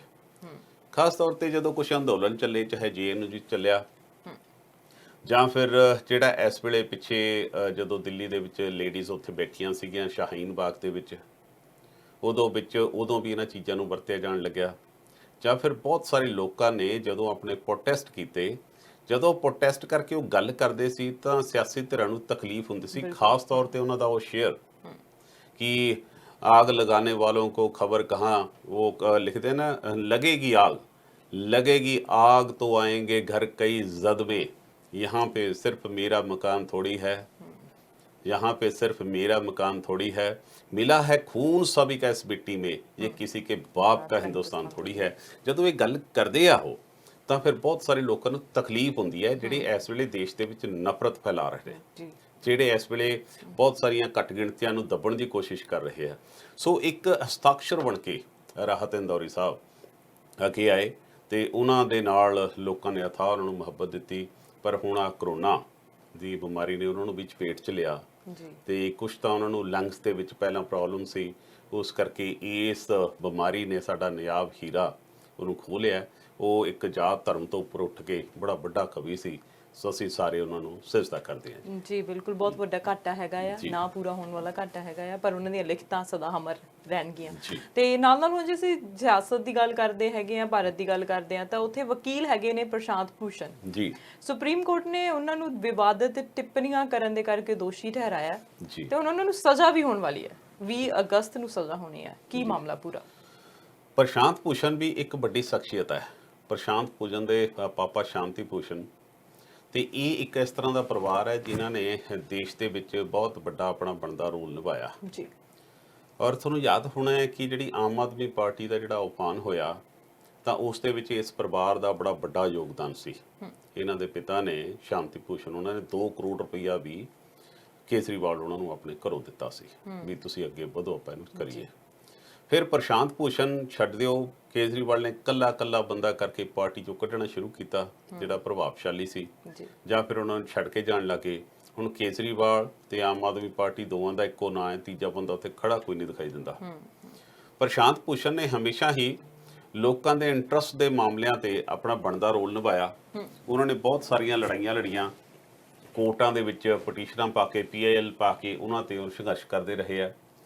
ਪਿਛਲੇ ਸਮੇਂ ਤੋਂ ਜਿਸ ਤਰੀਕੇ ਨਾਲ ਸਾਡੇ ਦੇਸ਼ ਦਾ ਜਿਹੜਾ ਨਿਆਂ ਪ੍ਰਣਾਲੀ ਹੈ, ਨਿਆਂ ਪ੍ਰਣਾਲੀ ਦਾ ਜਿਸ ਤਰੀਕੇ ਦੀ ਸਥਿਤੀ ਬਣਦੀ ਜਾ ਰਹੀ ਹੈ, ਹਾਲਾਂਕਿ ਅਸੀਂ ਆਪਣੇ ਵੱਲੋਂ ਹਮੇਸ਼ਾ ਹੀ ਸਾਡੀ ਨਿਆਂ ਪ੍ਰਣਾਲੀ ਨੂੰ ਮਾਣਯੋਗ ਅਦਾਲਤ ਕਹਿ ਕੇ ਸੰਬੋਧਨ ਕਰਦੇ ਹਾਂ, ਔਰ ਮਾਣਯੋਗ ਅਦਾਲਤ ਦੀ ਜਦੋਂ ਸ਼ਾਖ ਨੂੰ ਵੱਟਾ ਲੱਗਦਾ ਤਾਂ ਸਾਨੂੰ ਵੀ ਤਕਲੀਫ ਹੁੰਦੀ ਹੈ। ਜਿਵੇਂ ਮੈਂ ਪਹਿਲਾਂ ਗੱਲਬਾਤ ਕਰਦਿਆਂ ਕਿਹਾ ਕਿ 4 ਜੱਜ ਸੁਪਰੀਮ ਕੋਰਟ ਦੇ ਜਦੋਂ ਆਪ ਪ੍ਰੈਸ ਕਾਨਫਰੰਸ ਕਰਦੇ ਆ, ਉਸ ਪ੍ਰੈਸ ਕਾਨਫਰੰਸ ਤੋਂ ਪਤਾ ਲੱਗਦਾ ਹੈ ਕਿ ਸਾਡੀ ਜਿਹੜੀ ਜੁਡੀਸ਼ਰੀ ਸਿਸਟਮ ਹੈ ਉਹ ਤੇ ਵੀ ਪ੍ਰੈਸ਼ਰ ਪੈ ਰਿਹਾ ਹੈ। ਉਹਨਾਂ ਨੂੰ ਵੀ ਇੱਕ ਤਰੀਕੇ ਨਾਲ ਕਿਤੇ ਨਾ ਕਿਤੇ ਉਹ ਫੈਸਲੇ ਲੈਣ ਵਾਸਤੇ ਮਜਬੂਰ ਕੀਤਾ ਜਾ ਰਿਹਾ ਹੈ ਜਿਹੜੀ ਸਾਡੀ ਜੁਡੀਸ਼ਰੀ ਅਕਸਰ ਨਹੀਂ ਕਰਦੀ ਸੀ। ਉਹਨਾਂ ਦਾ ਮੁਕਾਮ ਬੜਾ ਉੱਚਾ ਸੀ। ਜਿਸ ਤਰੀਕੇ ਨਾਲ ਉਹਨਾਂ ਸਾਰੀਆਂ ਸਾਡੀਆਂ ਜਿਹੜੀਆਂ ਇਹ ਵੱਡੀਆਂ ਇਹਨਾਂ ਸੰਸਥਾਵਾਂ ਤੇ ਹਮਲਾ ਹੋ ਰਿਹਾ ਹੈ, ਉਸ ਮਾਮਲੇ ਦੇ ਵਿੱਚ ਪ੍ਰਸ਼ਾਂਤ ਭੂਸ਼ਣ ਨੇ ਜੱਜ ਸਾਹਿਬਾਨਾਂ ਦੇ ਨਾਂ ਲੈ ਕੇ ਜ਼ਿਕਰ ਕੀਤਾ ਕਿ ਇਹਨਾਂ ਨੇ ਆਹ ਕੰਮ ਕੀਤੇ, ਇਹਨਾਂ ਨੂੰ ਫਿਰ ਆਹ ਫਾਇਦੇ ਹੋਏ। ਉਸ ਗੱਲ ਦਾ ਕੋਰਟ ਨੇ ਇੱਕ ਲੈ ਲਿਆ, ਅਪਰਾਧਿਕ ਮਾਮਲੇ ਦੇ ਤੌਰ ਤੇ ਉਹਨਾਂ ਤੇ ਮੁਕੱਦਮਾ ਦਰਜ ਹੋਇਆ। ਉਹ ਚੱਲ ਰਿਹਾ ਸੀ, ਇਸ ਵੇਲੇ ਸੁਣਵਾਈ ਸੀ। ਉਸ ਸੁਣਵਾਈ ਦੇ ਵਿੱਚ ਅੱਜ ਇਹ ਆ ਗਿਆ ਕਿ ਉਹਨਾਂ ਨੂੰ ਇੱਕ ਅਪਰਾਧਿਕ ਮਾਨਹਾਨੀ ਮਾਮਲੇ ਦੇ ਵਿੱਚ ਮਾਣਯੋਗ ਅਦਾਲਤ ਨੇ ਦੋਸ਼ੀ ਠਹਿਰਾ ਦਿੱਤਾ ਹੈ। ਪਰ ਇਹ ਸਾਰੀ ਚੀਜ਼ ਦੇ ਵਿੱਚ ਸਵਾਲ ਉਦੋਂ ਉੱਠਣੇ ਲਾਜ਼ਮੀ ਨੇ ਅਰਸ਼ ਜੀ, ਜਦੋਂ ਸਾਡੇ ਦੇਸ਼ ਦੇ ਚੀਫ ਜਸਟਿਸ ਜਦੋਂ ਬਹੁਤ ਵੱਡੇ ਮਾਮਲੇ, ਚਾਹੇ ਰਾਫੇਲ ਦਾ ਮਾਮਲਾ ਹੋਵੇ, ਚਾਹੇ ਰਾਮ ਜਨਮ ਭੂਮੀ ਦਾ ਮਾਮਲਾ ਹੋਵੇ, ਇਹਨਾਂ ਦੇ ਵਿੱਚ ਜਦੋਂ ਰਾਫੇਲ ਦਾ ਬਹੁਤ ਵੱਡਾ ਘਪਲੇ ਦੀ ਗੱਲ ਚੱਲੀ ਤਾਂ ਬੜੇ ਸਿਸਟੇਮੈਟਿਕਲੀ ਜਾਂ ਬੜਾ ਹੈਰਾਨੀਜਨਕ ਤਰੀਕੇ ਨਾਲ ਸੁਪਰੀਮ ਕੋਰਟ ਦੇ ਵੱਲੋਂ ਜਿਹੜਾ ਫੈਸਲਾ ਆਇਆ, ਉਦੋਂ ਬਹੁਤ ਸਾਰੇ ਲੋਕਾਂ ਨੇ ਇਸ ਤੇ ਅਸਹਿਮਤੀ ਜਤਾਈ। ਬਹੁਤ ਸਾਰੇ ਲੋਕਾਂ ਨੂੰ ਸ਼ੰਕੇ ਖੜੇ ਹੋਏ ਜਿਹੜੀ ਸਾਨੂੰ ਕਦੇ ਵੀ ਸਾਡੀਆਂ ਅਦਾਲਤਾਂ ਤੇ ਨਹੀਂ ਹੋਏ। ਜਿਵੇਂ ਸਾਨੂੰ ਸਾਡੀ ਆਰਮੀ ਤੇ ਨਹੀਂ ਹੁੰਦਾ, ਸਾਨੂੰ ਸਾਡੀ ਆਪਣੀ ਅਦਾਲਤ ਤੇ ਨਹੀਂ ਹੁੰਦਾ। ਪਰ ਜਦੋਂ ਇਹ ਉਸ ਤਰ੍ਹਾਂ ਦਾ ਫੈਸਲਾ ਆਇਆ, ਲੋਕ ਕੁਝ ਗੱਲਾਂ ਕਰਕੇ ਹਟ ਗਏ। ਪਰ ਜਦੋਂ ਮਹੀਨੇ 4 ਨਹੀਂ ਟੱਪੇ, ਉਹ ਜੱਜ ਜਿਨ੍ਹਾਂ ਨੇ ਫੈਸਲਾ ਦਿੱਤਾ ਸੀ ਉਹਨਾਂ ਨੂੰ ਮੈਂਬਰ ਆਫ ਪਾਰਲੀਮੈਂਟ ਰਾਜ ਸਭਾ ਬਣਾ ਦਿੱਤਾ ਗਿਆ। ਫਿਰ ਇਹ ਗੱਲਾਂ ਬਹੁਤ ਵੱਡੀ ਦੂਰ ਤੱਕ ਗਈਆਂ ਵੀ ਇਹਦਾ ਮਤਲਬ ਇਹ ਗਿਵ ਐਂਡ ਟੇਕ ਕੁਛ ਨਾ ਕੁਛ ਇਸ ਤਰ੍ਹਾਂ ਦੇ ਮਾਮਲੇ ਨੇ। ਪ੍ਰਸ਼ਾਂਤ ਭੂਸ਼ਣ ਨੇ ਉਸ ਤਰ੍ਹਾਂ ਦਾ ਜ਼ਿਕਰ ਕੀਤਾ। ਹੁਣ ਮਾਣਯੋਗ ਅਦਾਲਤ ਨੇ ਉਹਨੂੰ ਦੋਸ਼ੀ ਤਾਂ ਠਹਿਰਾ ਦਿੱਤਾ। ਦੋਸ਼ੀ ਠਹਿਰਾਉਣ ਤੋਂ ਬਾਅਦ ਹੁਣ ਉਹਨਾਂ ਨੂੰ 20 ਤਾਰੀਖ ਨੂੰ ਉਹਨਾਂ ਨੂੰ ਸਜ਼ਾ ਦਾ ਐਲਾਨ ਕੀਤਾ ਜਾਣਾ। ਪਰ ਇਸ ਦੇ ਨਾਲ ਮੈਨੂੰ ਲੱਗਦਾ ਕਿ ਸਾਡੀ ਲੋਕਤੰਤਰ ਕਿਤੇ ਨਾ ਕਿਤੇ ਕਮਜ਼ੋਰ ਹੋਣ ਦੀ ਬੋ ਜ਼ਰੂਰ ਆਉਂਦੀ ਹੈ। ਇਸ ਦੇ ਨਾਲ ਤਾਂ ਇਹ ਤਾਂ ਹੈ ਕਿ ਲੋਕਤੰਤਰ ਤਥਾ ਕਥਿਤ ਕਿਹਾ ਤਾਂ ਬਹੁਤ ਜਾ ਰਿਹਾ ਹੈ, ਪਰ ਦੇਖਣ ਨੂੰ ਤੇ ਮਹਿਸੂਸ ਕਰਨ ਨੂੰ ਬਹੁਤ ਘੱਟ ਹੋ ਗਿਆ। ਸਿਰਫ ਉਹ ਗੱਲਾਂ 'ਚ, ਨਾਅਰਿਆਂ 'ਚ ਜਾਂ ਜਕਾਰਿਆਂ 'ਚ ਰਹਿ ਗਿਆ। ਗਰਾਊਂਡ ਲੈਵਲ ਤੇ ਲੋਕਤੰਤਰ ਉਹਨਾਂ ਨਹੀਂ, ਜਿਸ ਦੀ ਇਹ ਮਿਸਾਲ ਪ੍ਰਸ਼ਾਂਤ ਭੂਸ਼ਣ ਜੀ ਵਾਲਾ ਕੇਸ ਆਪਣੇ ਸਾਹਮਣੇ ਆਇਆ। ਆਮ ਆਦਮੀ ਪਾਰਟੀ ਤੇ ਤੁਸੀਂ ਗੱਲ ਕੀਤੀ ਹੈ ਕਿ ਕੇਜਰੀਵਾਲ ਹੀ ਦਿਖਦੇ ਹੈਗੇ ਆ ਤੇ ਆਮ ਆਦਮੀ ਪਾਰਟੀ ਹੈ, ਨਾਲ ਕੋਈ ਹੋਰ ਨਾਮ ਨਹੀਂ ਜਿਹੜਾ ਹੈਗਾ ਦਿਖਦਾ ਹੈਗਾ। ਪਰ ਹੁਣ ਆਮ ਆਦਮੀ ਪਾਰਟੀ ਦੇ ਇੱਕ ਹੋਰ ਪਰਸਨ ਹੈਗੇ ਆ ਜਿਨ੍ਹਾਂ ਨੂੰ ਸਸਪੈਂਡ ਕਰ ਦਿੱਤਾ ਗਿਆ, ਜਰਨੈਲ ਸਿੰਘ ਜੀ। ਉਹਨਾਂ ਦਾ ਕੀ ਮਾਮਲਾ? ਉਹਨਾਂ ਨੇ ਕੋਈ ਪੋਸਟ ਪਾਈ ਸੀ, ਡਿਲੀਟ ਕਰਤੀ ਸੀ, ਸੋ ਪੂਰੀ ਪੋਸਟ ਦਾ ਮਾਮਲਾ ਦੱਸੋ। ਆਮ ਆਦਮੀ ਪਾਰਟੀ 'ਚ ਬੜੇ ਗਿਣਵੇਂ ਚੁਣਵੇਂ ਬੰਦੇ ਸੀ ਜਿਨ੍ਹਾਂ ਦਾ ਲੋਕ ਨਾਂ ਜਾਣਦੇ ਆ। ਅਦਰਵਾਈਜ਼ ਤਾਂ ਇੱਕ ਵੇਵ ਚੱਲੀ ਸੀ, ਉਸ ਵੇਵ ਦੇ ਤਹਿਤ ਹੀ ਸਾਰੇ ਉਸ ਵਹਿਣ ਦੇ ਵਿੱਚ ਬਹਿ ਗਏ ਸੀ ਜੀ। ਉਹਦੇ 'ਚ ਜਿਹੜੇ ਮਰਜ਼ੀ ਨੂੰ ਟਿਕਟ ਦੇਤੀ ਉਹੀ ਉਹ MLA ਬਣ ਕੇ ਬਹਿ ਗਿਆ। ਪੰਜਾਬ 'ਚ ਵੀ 20 ਬਣੇ ਸੀ, 20 'ਚੋਂ 3-4 ਨੂੰ ਛੱਡ ਕੇ ਮੇਰੇ ਖਿਆਲ ਤੋਂ ਤੁਹਾਨੂੰ ਜਾਂ ਮੈਨੂੰ ਵੀ ਕਿਸੇ ਨੂੰ ਨਾਂ ਨਹੀਂ ਪਤਾ ਹੋਣਾ। ਹੁਣ ਦਿੱਲੀ ਦੇ ਵਿੱਚ ਜਿਸ ਜਰਨੈਲ ਸਿੰਘ ਦੀ ਆਪਾਂ ਗੱਲ ਕਰਦੇ ਹਾਂ, ਇੱਕ ਜਰਨਲਿਸਟ ਸੀ ਜੀ, ਪੱਤਰਕਾਰ ਸੀ, ਪੱਤਰਕਾਰਤਾ ਆਪਣਾ ਰੋਲ ਨਿਭਾਉਂਦਾ ਸੀ। ਇਹ ਉਦੋਂ ਚਰਚੇ 'ਚ ਆਇਆ ਸੀ ਜਦੋਂ ਭਾਰਤ ਦੇ ਕਾਂਗਰਸ ਦਾ ਰਾਜ ਸੀ ਤੇ ਪੀ ਚਿਦੰਬਰਮ ਸਾਹਿਬ ਵੱਡੀ ਮਿਨਿਸਟਰੀ ਦਾ ਅਹੁਦੇਦਾਰ ਸੀ, ਆਪਣੀ ਪ੍ਰੈਸ ਕਾਨਫਰੰਸ ਕਰ ਰਹੇ ਸੀ। ਪੀ ਚਿਦੰਬਰਮ ਦੀ ਪ੍ਰੈਸ ਕਾਨਫਰੰਸ ਦੇ ਵਿੱਚ ਜਰਨੈਲ ਸਿੰਘ ਨੇ ਆਪਣੇ ਪੈਰ ਦਾ ਜੁੱਤਾ ਛਾਲ ਕੇ 1984 ਦੇ ਜੈਨੋਸਾਈਡ ਦੇ ਮਾਮਲੇ 'ਚ ਉਹਨਾਂ ਵੱਲੋਂ ਛਾਲਤਾ ਸੀ। ਉਸ ਤੋਂ ਬਾਅਦ ਇਹ ਚਰਚਾ 'ਚ ਆਇਆ। ਫਿਰ ਵੱਡੀਆਂ ਜਿਹੜੀਆਂ ਸਿੱਖਾਂ ਦੇ ਮਾਮਲੇ 'ਚ ਸੰਸਥਾਵਾਂ ਸੀ, ਚਾਹੇ ਸ਼੍ਰੋਮਣੀ ਅਕਾਲੀ ਦਲ ਸੀ ਜਾਂ ਬਾਹਰ ਬੈਠੇ ਵਿਦੇਸ਼ੀ ਭਾਈਚਾਰਾ ਸੀ, ਜਰਨੈਲ ਸਿੰਘ ਨੂੰ ਬੜਾ ਮਾਣ ਸਤਿਕਾਰ ਦਿੱਤਾ। ਸ਼੍ਰੋਮਣੀ ਅਕਾਲੀ ਦਲ ਵੀ ਆਪਣੀਆਂ ਗੱਡੀਆਂ 'ਚ ਮੂਹਰੇ ਖੜਾ ਕੇ ਉਹ ਤੇ ਹਾਰ ਪਾ ਕੇ ਬੜਾ ਉਹਨਾਂ ਦਾ ਮਾਣ ਸਤਿਕਾਰ ਸ਼੍ਰੋਮਣੀ ਕਮੇਟੀ ਵੱਲੋਂ ਕੀਤਾ ਗਿਆ ਜੀ। ਉਸ ਮੁੰਡੇ ਦੀ ਚਰਚਾ ਹੋਈ, ਫਿਰ ਉਹਨੂੰ ਟਿਕਟ ਮਿਲੀ ਦਿੱਲੀ ਦੇ ਵਿੱਚ, ਤੇ ਉਤੋਂ ਉਹ ਐਮਐਲਏ ਬਣ ਗਿਆ। ਐਮਐਲਏ ਬਣਨ ਤੋਂ ਬਾਅਦ ਜਿਸ ਤਰੀਕੇ ਨਾਲ ਫਿਰ ਜਦੋਂ 2017 ਦੀਆਂ ਚੋਣਾਂ ਆਈਆਂ, 17 ਦੀਆਂ ਚੋਣਾਂ ਦੇ ਵਿੱਚ ਜਰਨੈਲ ਸਿੰਘ ਨੂੰ ਲਿਆ ਕੇ ਲੰਬੀ ਪ੍ਰਕਾਸ਼ ਸਿੰਘ ਬਾਦਲ ਔਰ ਦੂਜੇ ਪਾਸੇ ਕੈਪਟਨ ਅਮਰਿੰਦਰ ਸਿੰਘ ਦੇ ਵਿਚਕਾਰ ਖੜਾਤਾ ਜੀ। ਲੋਕਾਂ ਨੂੰ ਇਹ ਵਿਸ਼ਵਾਸ ਸੀ ਕਿ ਆਮ ਆਦਮੀ ਪਾਰਟੀ ਨੇ ਇੱਥੇ ਜਿੱਤ ਜਾਣਾ, 100 ਸੀਟਾਂ ਆ ਜਾਣੀਆਂ ਨੇ, ਪਹਿਲੀ ਵਾਰੀ ਹੋਊਗਾ ਕਿ ਵੱਡੇ ਵੱਡੇ ਥੰਮਾਂ ਨੂੰ ਵੀ ਢਾਲਣਗੇ। ਪਰ ਹੋਇਆ ਤਾਂ ਉਲਟਾ ਜੀ। ਬੀਜੇਪੀ ਉਹਨੂੰ ਆਮ ਆਦਮੀ ਪਾਰਟੀ ਨੂੰ ਵੀ 20 ਸੀਟਾਂ ਮਿਲੀਆਂ, ਜਰਨੈਲ ਸਿੰਘ ਉੱਥੋਂ ਚੋਣ ਹਾਰ ਗਿਆ, ਪਿੱਛੇ ਜਾਣ ਜੋਗਾ ਨਾ ਰਿਹਾ। ਉਹ ਕਹਿੰਦੇ ਹੁੰਦੇ ਆ ਵੀ ਕੋਈ ਕਹਾਵਤ ਹੁੰਦੀ ਹੈ ਨਾ, ਕੀ ਕਹਿੰਦੇ ਹੁੰਦੇ, ਨਾ ਖੁਦਾ ਹੀ ਮਿਲਾ ਨਾ ਵਿਸਾਲੇ ਸਨਮ, ਨਾ ਇਧਰ ਕੇ ਰਹੇ ਨਾ ਉਧਰ ਕੇ ਰਹੇ। ਵਿਚਾਰਾ ਉੱਥੋਂ ਛੱਡ ਕੇ ਇੱਧਰ ਵਾਪਸ ਆਇਆ। ਵਾਪਸ ਆ ਕੇ ਇਹਨੂੰ ਇਸ ਗੱਲ ਦਾ ਦੋਸ਼ ਕੇਜਰੀਵਾਲ ਤੇ ਜ਼ਰੂਰ ਲੱਗਦਾ, ਜਿਸ ਤਰੀਕੇ ਨਾਲ ਬੀਜੇਪੀ ਤੇ ਲੱਗਦਾ ਕਿ ਉਹਨਾਂ ਨੇ ਇੱਕ ਪਾਰਟਿਕੂਲਰ ਸਿੱਖਾਂ ਦੇ ਮਾਮਲੇ 'ਚ ਦਿੱਲੀ ਦੇ ਵਿੱਚ ਉਹਨਾਂ ਨੇ ਬਹੁਤ ਘੱਟ ਟਿਕਟਾਂ ਉਹਨਾਂ ਨੂੰ ਦਿੱਤੀਆਂ। ਹੁਣ ਜਰਨੈਲ ਸਿੰਘ ਨੂੰ ਇੱਕ ਉਹਨਾਂ ਨੇ ਪਿੱਛੇ ਪੋਸਟ ਪਾਈ, ਪੋਸਟ ਕੋਈ ਹਿੰਦੂ ਦੇਵੀ ਦੇਵਤਿਆਂ ਦੇ ਮਾਮਲੇ 'ਚ ਸੀਗੀ, ਕੋਈ ਉਹਨੇ ਪਾਈ, ਤਾਂ ਉਸ ਤੋਂ ਬਾਅਦ 'ਚੋਂ ਫਿਰ ਕੇਜਰੀਵਾਲ ਸਾਹਿਬ ਨੂੰ ਇੰਨਾ ਜ਼ਿਆਦਾ ਉਸ ਗੱਲ ਦਾ ਗੁੱਸਾ ਹੋ ਗਿਆ ਕਿ ਉਹ ਤੋਂ ਕੋਈ ਵੀ ਉਹ ਤੋਂ ਸਵਾਲ ਨਹੀਂ ਪੁੱਛਿਆ ਗਿਆ, ਕੋਈ ਸਪਸ਼ਟੀਕਰਨ ਨਹੀਂ ਮੰਗਿਆ ਗਿਆ, ਉਹਨੂੰ ਪਾਰਟੀ 'ਚ ਸਸਪੈਂਡ ਕਰ ਦਿੱਤਾ ਹੈ। ਹੁਣ ਜਰਨੈਲ ਸਿੰਘ ਕਹਿੰਦਾ ਕਿ ਇਹ ਇੱਕ ਪਾਸੜ ਮਾਮਲਾ ਹੈ, ਇਹ ਪਹਿਲਾਂ ਹੀ ਗਿਣੀ ਮਿੱਥੀ ਸਾਜ਼ਿਸ਼ ਸੀਗੀ। ਸੋ ਉਹ ਸਾਰੀਆਂ ਚੀਜ਼ਾਂ ਨੂੰ ਬਲ ਮਿਲਦਾ ਕਿ ਇੱਥੇ ਜਿਹੜੀਆਂ ਘੱਟ ਗਿਣਤੀਆਂ ਨੇ, ਉਹ ਕੋਈ ਵੀ ਪਾਰਟੀ ਹੈ, ਚਾਹੇ ਬੀਜੇਪੀ ਹੈ ਜੀ, ਚਾਹੇ ਆਮ ਆਦਮੀ ਪਾਰਟੀ ਹੈ, ਉਹ ਉਹਨਾਂ ਨੂੰ ਕਿਸੇ ਨਾ ਕਿਸੇ ਤਰੀਕੇ ਨਾਲ ਟਾਰਗੇਟ ਕਰਦੀਆਂ ਨੇ। ਹੁਣ ਇਸ ਮਾਮਲੇ ਦੇ ਵਿੱਚ ਆਉਂਦੇ ਸਮੇਂ 'ਚ ਕਿ ਉਹ ਸਸਪੈਂਡ ਰਹੂਗਾ ਜਾਂ ਉਹਨੂੰ ਪਾਰਟੀ 'ਚੋਂ ਕੱਢ ਦਿੱਤਾ ਜਾਊਗਾ, ਉਹ ਬਾਅਦ ਦੀਆਂ ਗੱਲਾਂ ਨੇ।